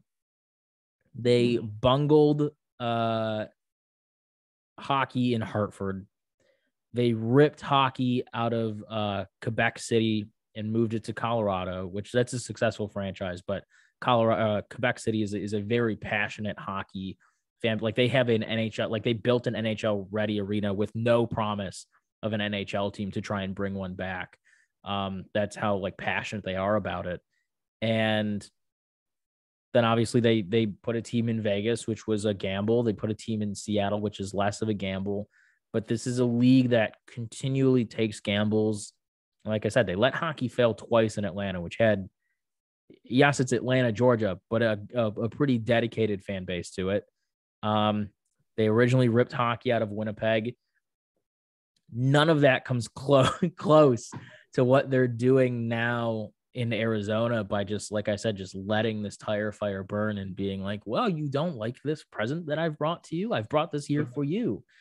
I feel like you're going to let it die. You know, Yeah. like it just seems like it's one of those things where it's like it's a wounded animal and you're just letting it die instead of putting it out as misery. Like either fix it, do the right thing by it, and like really let's make this thing happen. Or like I said, put it out as misery, man. Like I'm not for any league to ever move a franchise out of its town. Being a Bills fan, being a, you know, like you know the feelings that we had when talk was that the Bills were leaving Buffalo. So I never want to talk about like taking a franchise out of a city, but good grief, man. Like this just isn't good. Like it's not, and I'm not even a hockey fan, but I hear and I know how bad this is. Like this just is a bad look for the league. It's a bad look for the city, and they got to get it figured out. Yeah, no, it's going to get a lot worse before it gets better. And a lot of people are going to lose. I mean, a lot of people that have a lot of money are going to lose a lot of money. But they're still going to be upset that they're losing a lot of money. And like I said, the NHL is nowhere near a stable, you know, financially stable professional sports entity. You know, the NFL could lose millions of dollars and still be okay. The NHL, they were talking about folding if they had to go through another season of what they did last year. Wow. With no fans in the stand, which resulted in virtual ads on the ice and on the boards. So just, you know, obviously if you're there, you're not seeing it, but it'll be on the screen. And then also they started doing what they do over in Europe. They started putting advertisements on the uniforms. So they started, it's just the helmets right now. I'm hoping that's where it stays. But, you know, overseas, I mean, they're like race car drivers overseas. I mean, it's their jerseys and their pants are just littered in advertisements. It's I don't like it, and I hope that the NHL doesn't turn into that, but we'll see. I feel like it's coming everywhere except the NFL though, because like even if you look at the NBA is kind of already like the Lakers have Wish, and so like certain team, every team has one, but you know, you're starting to notice it, but now it's subtle to where like now it's just part of the jersey. You don't even pay attention to it. Yeah. But it's coming. I think that advertising, money talks. And and at this point, these billionaires, you know, they just want more. So even if the league gets to a point where they're stable and they can operate the way they're supposed to, and any way that they can continue to add funds, they're going to do it. Yeah. All right. So I know that you've been having a lot of these conversations. You had, I wasn't able to watch all of it, but you had a very excellent show, Code of Conduct show, I believe last week, I want to say, to be accurate, where you really went in on this topic, specifically around Black head coaches in the NFL. I wanted to start this off, though, by talking about Rich Bisaccia, because this is all part of a larger conversation of minority representation in the NFL. And Rich Bisaccia is actually Native American. I did not know this originally. I thought I had mistaken him for a Black head coach, but nobody was talking about him, so I was confused. I did my research into him. Turns out he is Native American. Took over for the tire fire post Gruden in Las Vegas, coached that team into the playoffs, and then wasn't even given a chance to fight to keep that job. I was really hopeful. I really became a fan of him towards the end of the middle of the season when you started to hear more about him. And I was really hoping that with some of the vacancies that opened up in Buffalo, because he's been on both the special teams and defensive side, I was really hopeful that he would somehow land in Buffalo. Obviously, though, Frazier did not move on. We did have an opening at special teams, but this is after the fact, where Bisaccia is now the special teams coordinator for Green Bay. So luckily, he did draw a really good job. But I wanted to get your thoughts before we head into the NHL and Kyle Beach and the Flores lawsuit with the NFL, to talk about Rich Bisaccia, because he's a minority coach, and he was a very successful minority coach in this last season. And then nobody really talked about him. And now he went from, being somebody who should have been considered a head coach in Las Vegas to the special teams coordinator for Green Bay, which that's an important job. Green Bay needed help on special teams. I'm not diminishing that fact, but it just seems like he didn't get like a fair shot, or, he really didn't get any chance to say like, hey, I should be the guy for this job. Look what I just did with the team that was so bad throughout the season, from the head coach to some of the things that happened off the field. You brought up Henry Ruggs earlier, which is an unfortunate situation, but that got brought up, and he's not even really given an opportunity to say why he should be the head coach for that team. He's kind of just like, oh, you should go. And then what really got me was that he hand wrote letters to the entire, that's 53 guys. Plus I'm assuming, maybe practice squad guys as well. It's almost 60 guys that he hand wrote letters to. And, if you watch like Bussin' with the Boys, Will Compton talking to Pat McAfee about Bisaccia and what he means to these players, is like, that's why I really did want him. Like, obviously I respected what he did as a coach, but like hearing that, like we talked about culture before in Buffalo, I was like, oh, that's a whole new level of culture that can be brought into the building. But I wanted to bring him up because it seemed like nobody else was really talking about him. And I wanted to get, even if it's just a few words in edgewise, I wanted to talk about Rich Bisaccia because it's a great story. He's a great coach who made a real impact both on and off the football field this season, and nobody's really talking about it. Yeah, no, I think, to be honest, there's not much else to say after what you said. I mean, he's a phenomenal leader. He's a phenomenal guy. He's somebody who I believe his resume speaks for itself, and he deserves an opportunity at some point to be given a shot at being a head coach. Look, it's an unfortunate situation that everything that happened in Las Vegas, from the Gruden stuff all the way to everything else. It seems like, it seems like almost every week you could like pull out a new storyline that was coming out of Las Vegas with the Raiders.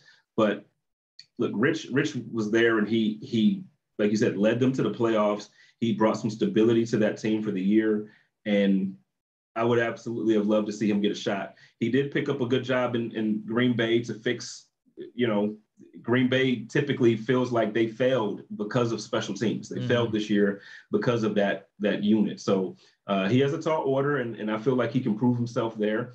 And going forward, this is a lot of the conversation. I know we're going to get into the Brian Flores and what we can do to improve minority coaches getting these opportunities, but that's one of them. Unfortunately, it's still the world that we live in, where, we got to work our way up as minorities. We have to do things as opposed to having the education or having the background in it and getting an opportunity. We have to prove ourselves in so many different areas to get it. And I think this is going to be an opportunity for Rich to do that.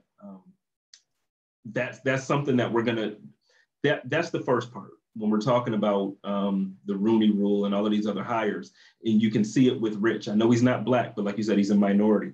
And one of the things is, let's special teams coordinator, okay, but let's start seeing some of these quarterback coaches be black. Let's start, or not just black, but minorities. Let's start seeing offensive coordinators and defensive coordinators, assistant head coach positions be people who are minorities. And Rich showed us he can coach a team. Like he showed us. Yeah. It's something that we're not guessing. I think personally, he actually did a better job than Gruden.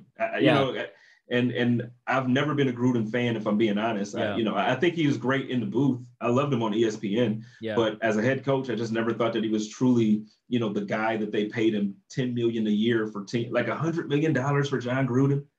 Come on, man. Come on. It was like what, a 10-year contract too? Yeah, it was insane. And then you get a guy like this who handwrites 53 letters to his active roster, his assistant coaches and coordinators, the practice squad guys. He went a step beyond what the most crazy expectation could have been. Yeah. So amazing job this year, and I really, really hope and pray that he gets an opportunity in his next years to come in the league. Yeah, and I mean, you brought it up. You brought up something that I'm sure we'll talk about heading into the Flores conversation. But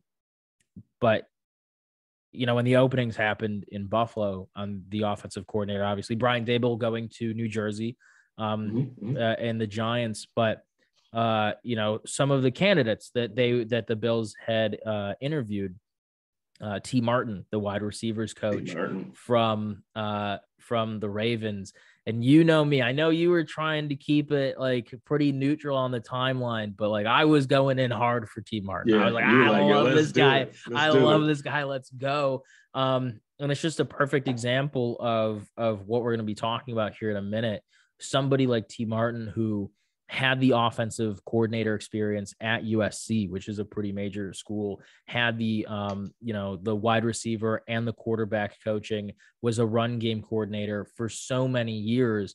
And for some reason, a lot of and had previous experience playing in the NFL and at the collegiate level. But for some reason, compared to Ken Dorsey, who had a much smaller resume. When I sent you T. Martin's resume, I had to send you 2 screenshots. Ken Dorsey's could not only fit in one, but could also be cropped. It's for some reason though, the timeline was just, and I get it. There's, like we discussed, there's Ken Dorsey has the pros of having been not just in that offense, but it has the relationship with Josh, has the relationship with the building and the offense as a whole. But it's just, when you're going in there and you hear about like who T. Martin is, and you start to hear some things and what people have to say about him, and then you look at his resume, it's like, why do people not want this? Obviously I get it. People are going to be biased and not objective, if they're, especially if they're a fan of the team. But it was one of those things that kind of boggled my mind, because people were coming straight out to you and I and going like, he's not better. And it's like, he doesn't have the experience. And it's like, he has 2 pages of a resume that I have to screenshot, whereas I can screenshot Ken Dorsey's and crop it down, by like 70% just to show you everything that he did. So that was just one of the more mind-boggling things to me. And so I sincerely hope that T. Martin gets a shot. I would love for him to get a shot in Buffalo some way, somehow. We've lost some people down the line. So as we were like losing, because I think, did we lose our wide receivers coach? You know what? If we did, I'm not privy to it. When we lost when Dorsey got promoted up. Obviously, we brought in Joe Brady, quarterbacks coach. Yeah, but quarterbacks coach, I was like, all right, T. Martin for quarterbacks coach now. Like, let's go. It makes sense. I'm very happy with the Joe Brady signing, though. By the way, and I get it. He's not a minority. He's not. I'm very happy with the Joe Brady signing. I don't know if I told you this, because we talk from time to time, but I DM'd Joe Brady. Okay. I didn't get a response back, but I DM'd Joe Brady. I shot my shot at being like, hey man, do you want to come on and talk? Like, I'm a content creator. So I just wanted to throw that out there. I tried, I did not succeed. Maybe next time, but so that was a perfect conversation to kind of segue into the conversation about Flores. And I kind of wanted to open it up because we've talked about this so many times. I kind of wanted to approach it from a different way.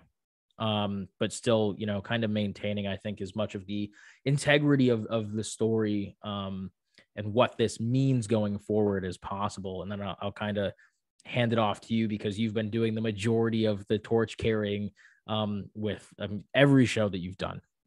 which thank you for doing that, by the way.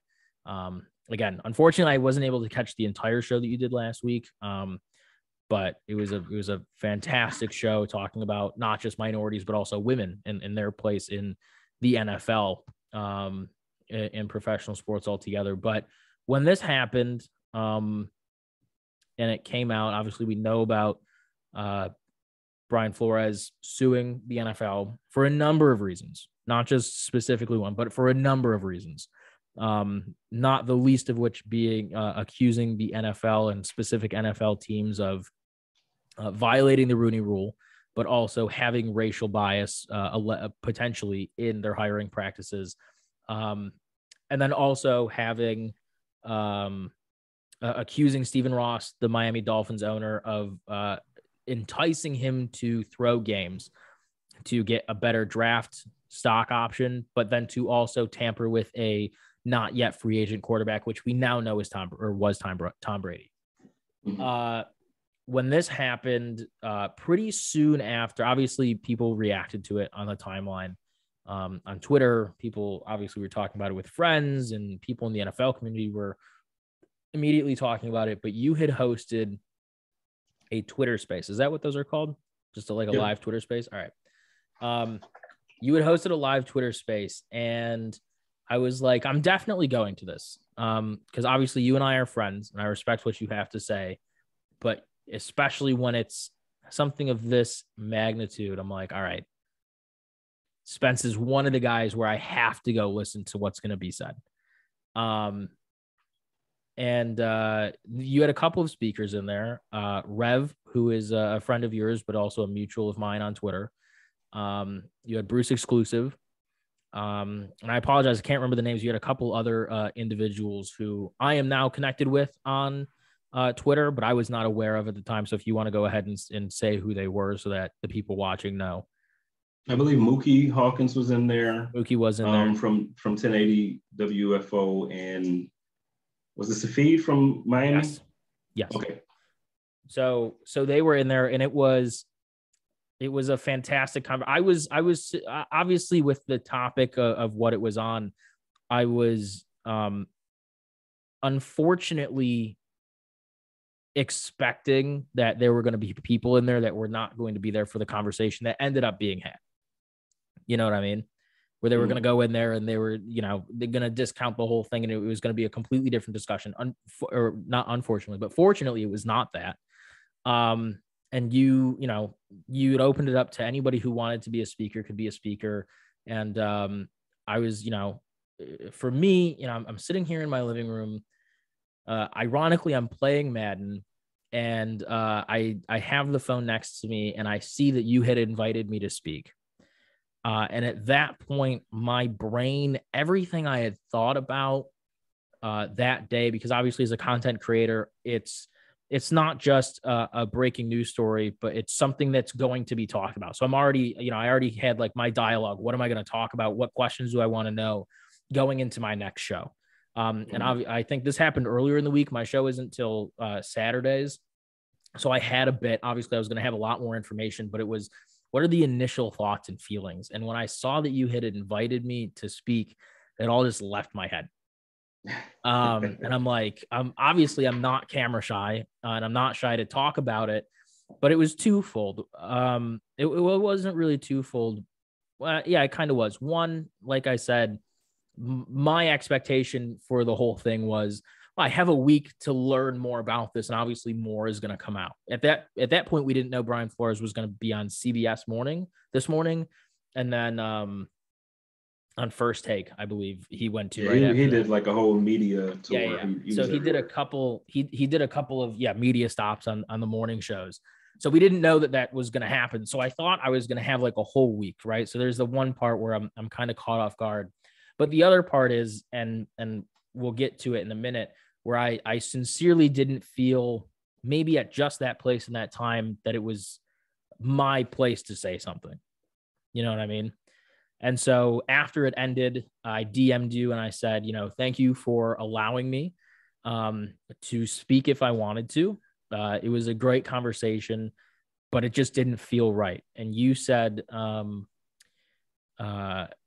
I don't remember exactly, but along the lines you said, you are qualified to have conversations about this because everybody, no matter what their background is, no matter what their skin color is, has to have these conversations.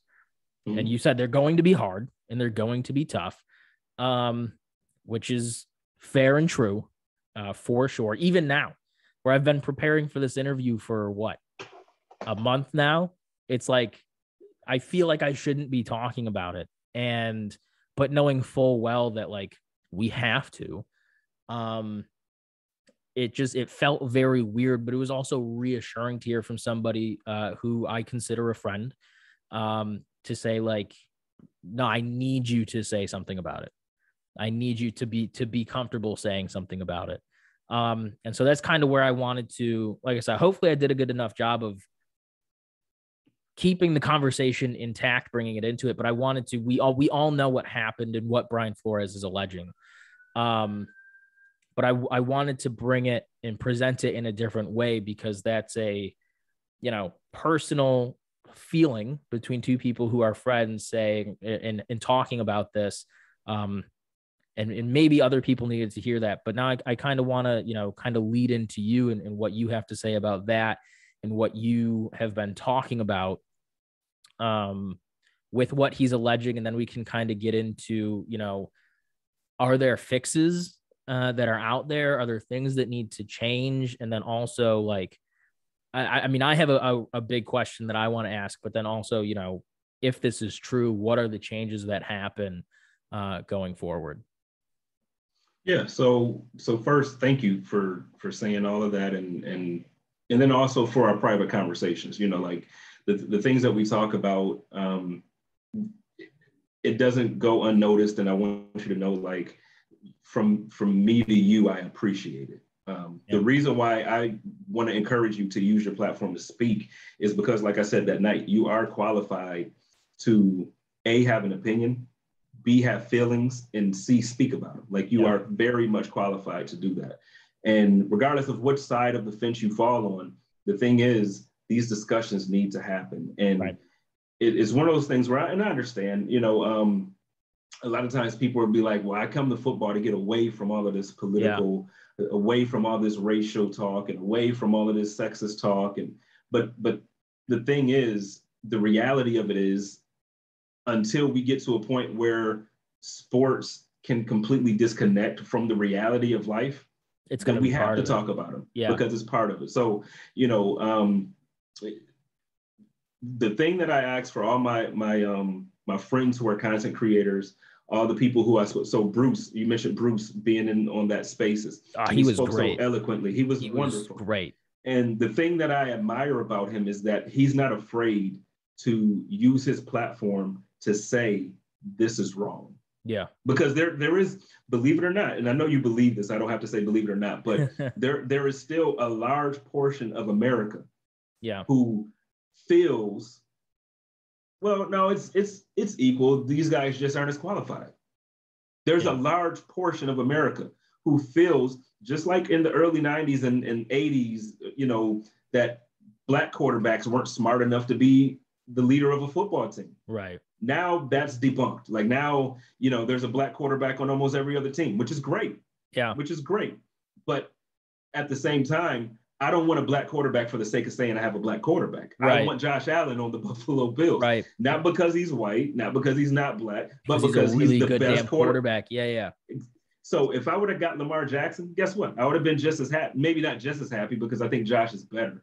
But I want the qualified individual. But the thing is, I want there to be equal opportunities for those qualified individuals to be seen. So when you spoke about T. Martin, one of the things about that post, I wasn't, and I know a lot of people took my post wrong. A lot of people took it like I was saying, like, oh, you got to sign this guy. Like that's not what I was saying at all. Like I wasn't even asking for the Bills to sign T. Martin. I wanted to use my platform to get people to see this guy's talented. This guy is good.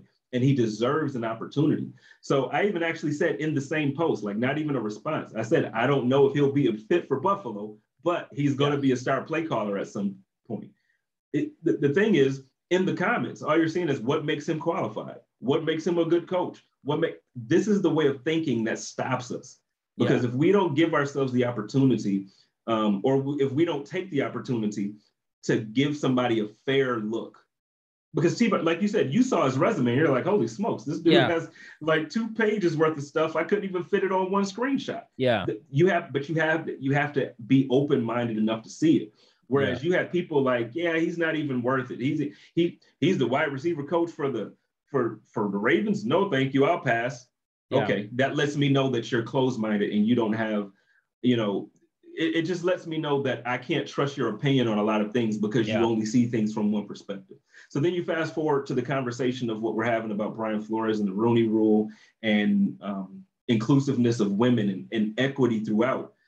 The thing is, it just gets to a point where it's tiring to have these conversations. Now, I appreciate the fact that so many people now view me as somebody who they respect enough to listen to when it comes to this topic. And I try my hardest to be on the forefront of it. Like when it happens, I'm out there. Like, look, no, we're going to talk about this and y'all go, I try to be that person, but it does get tiring because I tell you what, when you mention somebody like the T. Martin and Ken Dorsey situation, it is frustrating to see, not in this situation, because I do believe Ken Dorsey was the right guy for the job because he'd been groomed for it. But when you're looking at situations like Brian Flores, you mean to tell me that Brian Flores' resume doesn't land him a job in Houston? Yeah. No, nobody's talking bad about Lovie Smith. They hired a black dude. I'm not talking bad about him, but he wasn't even being considered. They just came to the conclusion, we really can't hire Brian Flores after this. So we got to hire another black dude to save face. Like, that's what it looks like. I'm not saying that's what it was, but that's what it looks like. Yeah. And you mean to tell me through all of these interviews and through all of this stuff, that's how it, and then how often do you see a black coach get fired after winning 7 of the last 8 games? Not even that, dude. It was first off, it was the most surprising firing of what is it called? Black Monday. It was the most surprising firing of the beginning of the offseason.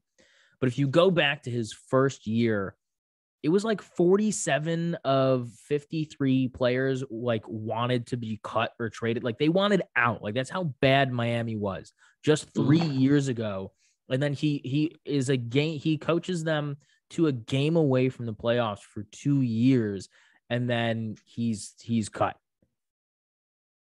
I'll tell you what, I'll take Brian Flores many times. Yeah, I would have taken Brian Flores over Rex Ryan. Why do we hire Rex Ryan? Because of the name, because of his background. But guess what? Brian Flores has just an impressive resume as Rex Ryan had prior to Rex Ryan coming to Buffalo. Yeah. Well, so, and then one of the other things I wanted to bring up is exactly what you said. It was exactly my first thought when this all started to kind of come out was because obviously it was focused on the fact that the Belichick text messages came out where they had and the Giants had essentially the Maras and Shane had essentially decided that Dable was going to be the head coach prior to even Flores even having an interview. But my first thought was not even specifically about that, but when I started to see the people have the conversations, my first thought was on that first layer as well of like, well, the most qualified person should get the job, which is logically what it should be. But then I started, I sat down and I thought about it. And like you said, once, people don't go and they do the research like they didn't do about T. Martin. Not saying that Brian Dable is not qualified for that job at all. He certainly is. But to say like, I want to be able to say about the NFL or the NHL, whatever it is, that I'm watching, I want to be able to say like, they're hiring the best people for the job, regardless of anything, regardless of any factors, specifically talking about the color of an individual's skin, but that's not happening. And I know that it's getting late and we both have to get out of here. I do want to ask one question about this before we touch on the NHL and the Kyle Beach situation quickly. If at the end of the day, this, because obviously right now this is, you know, it's new. It was not new, but it's out there. And they're at the end of the day, there are allegations until, you know, proven true. At the end of the day, if it comes out that in this specific situation, Brian Flores is not being hired in the Giants or even previously by Denver was racially motivated, it's not like racial bias in hiring in the NFL and anywhere else in the world doesn't exist. What should we take from this? And then what should we do moving forward? Because I think that that's something that we need to discuss, because a lot of people at the end of the day, if that's what the result is, are going to go, well, why should we believe it the next time that it happens? Or like it just saying simply, oh, it doesn't happen clearly because this one case was thrown out. We know that it happens. We know that it has happened. We were just talking earlier about how they didn't even have black quarterbacks for a while because they didn't believe that they could be quarterbacks and successful players in the league. What do we take from that being the outcome if it is, and then where do we take the conversation from there going forward? Because I don't think anybody really wants it to just disappear.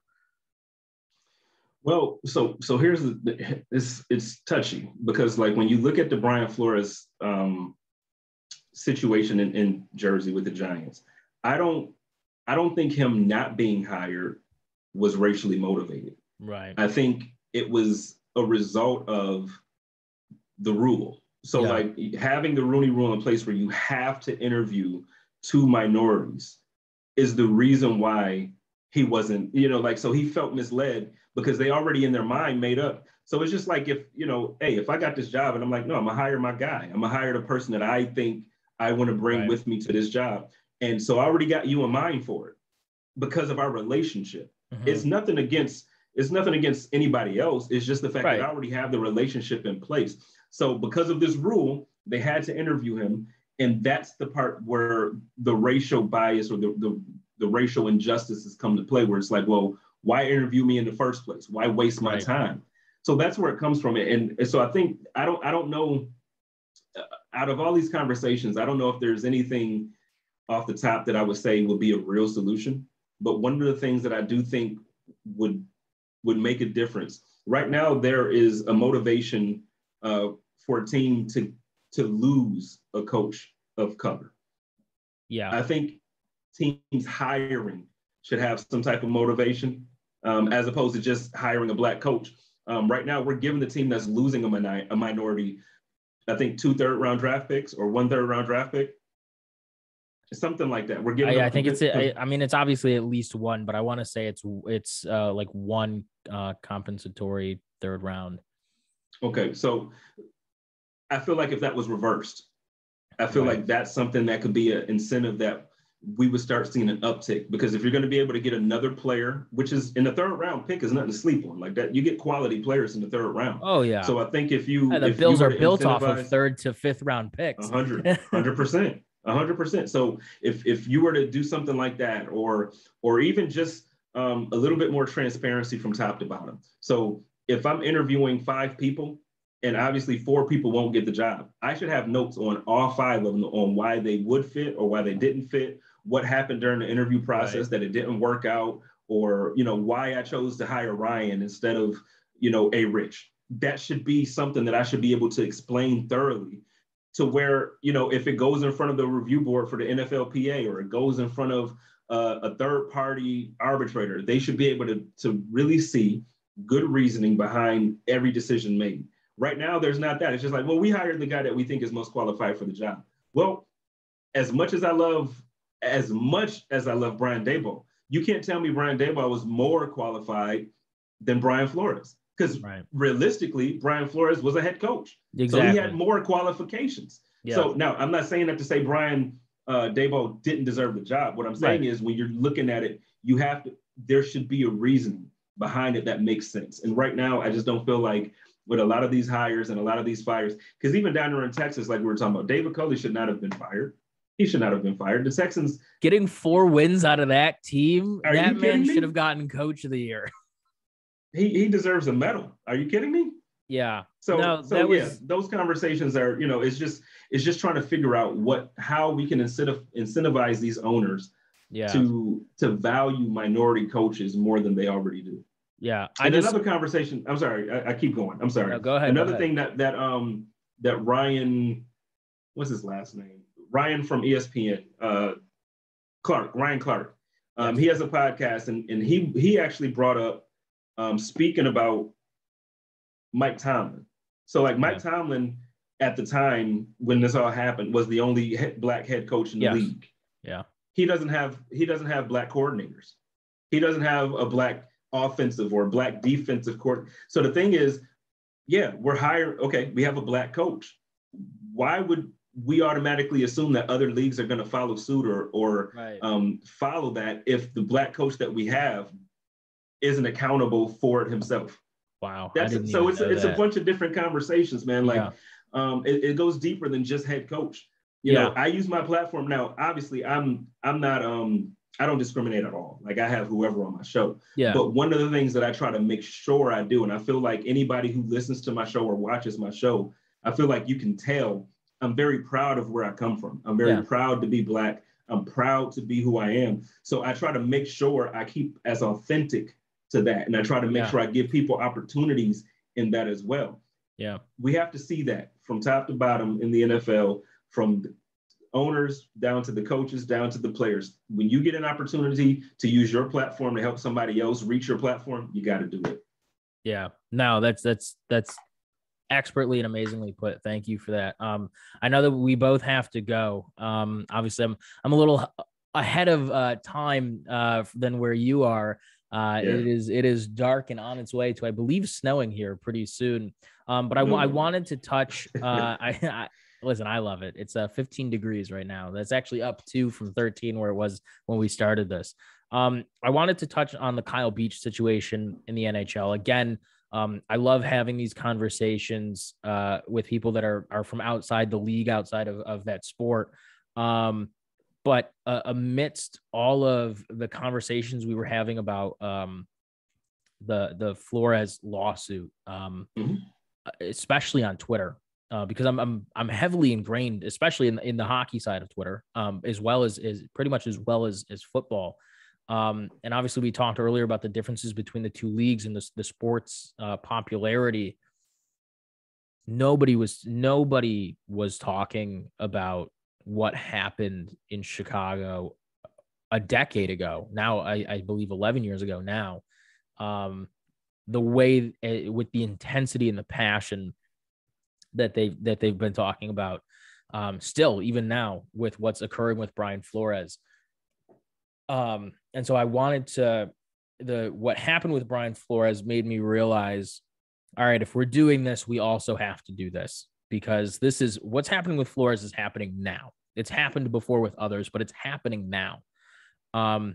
What happened with Kyle Beach happened a decade ago. It didn't come out for another 10 years after 3 Stanley Cups, and passing the buck to the point where it looks like another college and high school student ended up being sexually assaulted, and payouts and bribes and throwing things, sweeping things under the rug. What's happening with Brian Flores is happening now, and it's happening in the moment. And because of the lawsuit, there was not, between his firing and the lawsuit, there was not a lot of time for people to get, quote unquote, their story straight.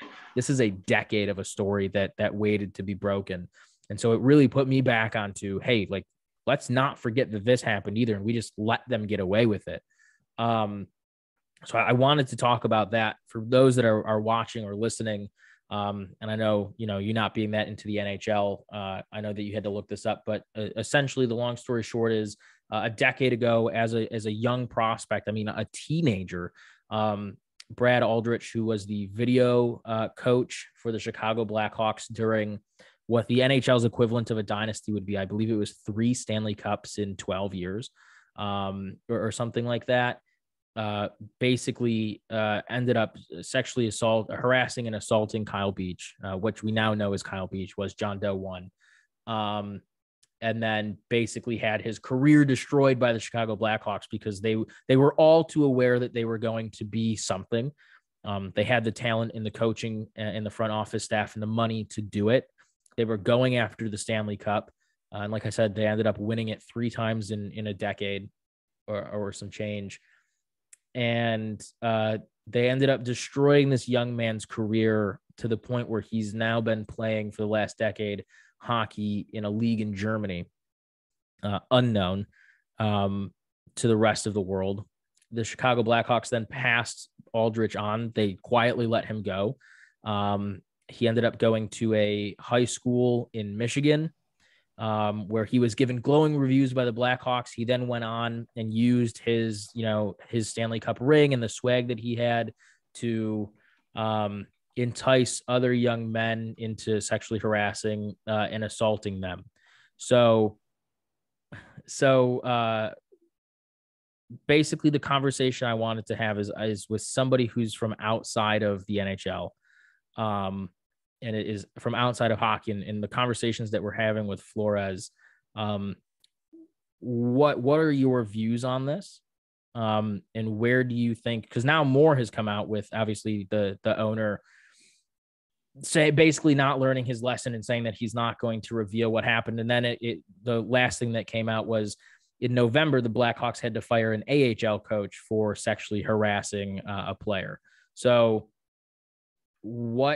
from somebody that's on the outside looking in, what are you looking at for this situation that is unfortunately a decade later? Well, the sad part about it is when I looked up this story, it's all too familiar, right? Like you got, and it's not just that one. I know specifically we're talking about this one, but I mean, you can fast forward to today and you can see about the toxic environment that's happening with the Washington football or the Washington Commanders. Sexual assault, sexual harassment, all of these things, they're tale as old as, how old are you? Like you can take it back to whoever you are as long as you were alive. And this has been happening in pro sports and politics, in every realm of life. We have to get to the point where when a man actually says that he's been sexually assaulted and sexually abused, we actually take it seriously. That's first. I know a lot of women who will listen to this will say, well, hey, we still haven't even gotten attention for our, which is very true. It needs to be respected across the board. Yeah. I try my hardest to be an advocate for women. I try to stand for women, and I try to speak positively about their experiences and what they go through. But also the same thing for men. Domestic violence, domestic abuse, sexual harassment, sexual abuse, all these things happen to men as well. So when you're looking at a professional team, these guys had the money and the power to basically shut this guy down, shut him up, make him go overseas, like you mentioned, and live a life. Who knows what the mental state, who knows how he had to live dealing with this stuff. So the first step is, and it comes back to the diversity, equity, and inclusion conversation that we've been having about all of this other stuff. The first thing is respecting and believing what people tell us. Yeah. And there needs to be consequences for these things when they come out. It can't just be a story that goes away. Because like you mentioned, this was 11 years ago. And yet now it comes back up. They talk about it when it goes from John Doe to a name. Like now it comes up and it's talked about. But then after it's talked about, what's happening? And I'm not talking about draft picks. I'm not talking about a team having a coach suspended or player suspended or no.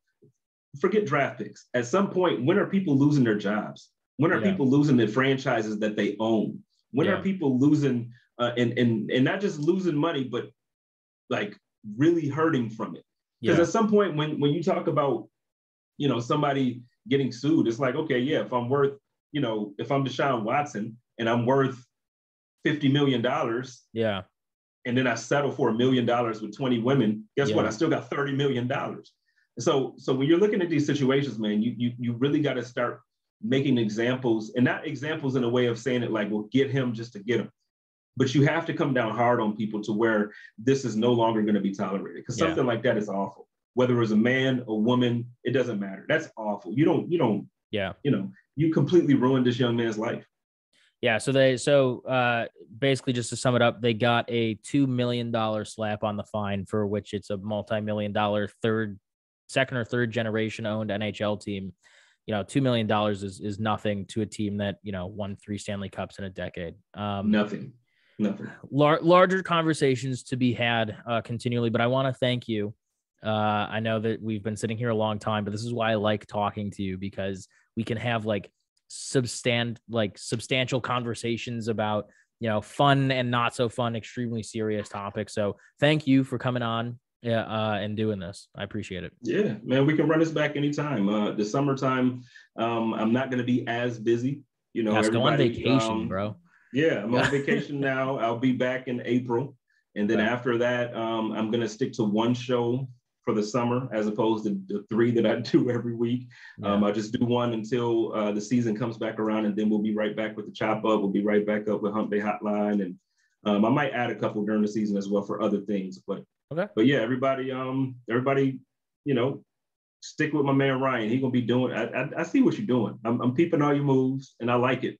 I like it, man. Yeah, I appreciate it. I got some big things coming up. I'm interviewing a Maryville High School commit to Syracuse, and then also a Lockport or a Canisius commit to Navy. So I got a couple of those interviews coming up as well as other things. But I'm gonna let you go because it is getting late, especially for me here. But again, sincerely, thank you. And go have fun on vacation. Some of us are going to be working still, but go have fun on vacation. I appreciate it. You guys have been watching and listening to another episode of the Ryan C. Show. I will be out the 18th through the 22nd, so I will be doing no other shows, no armchair GMs, nothing like that. So I will see you guys again next week. Thank you very much, and I will see you again. Go Bills. Go Bills.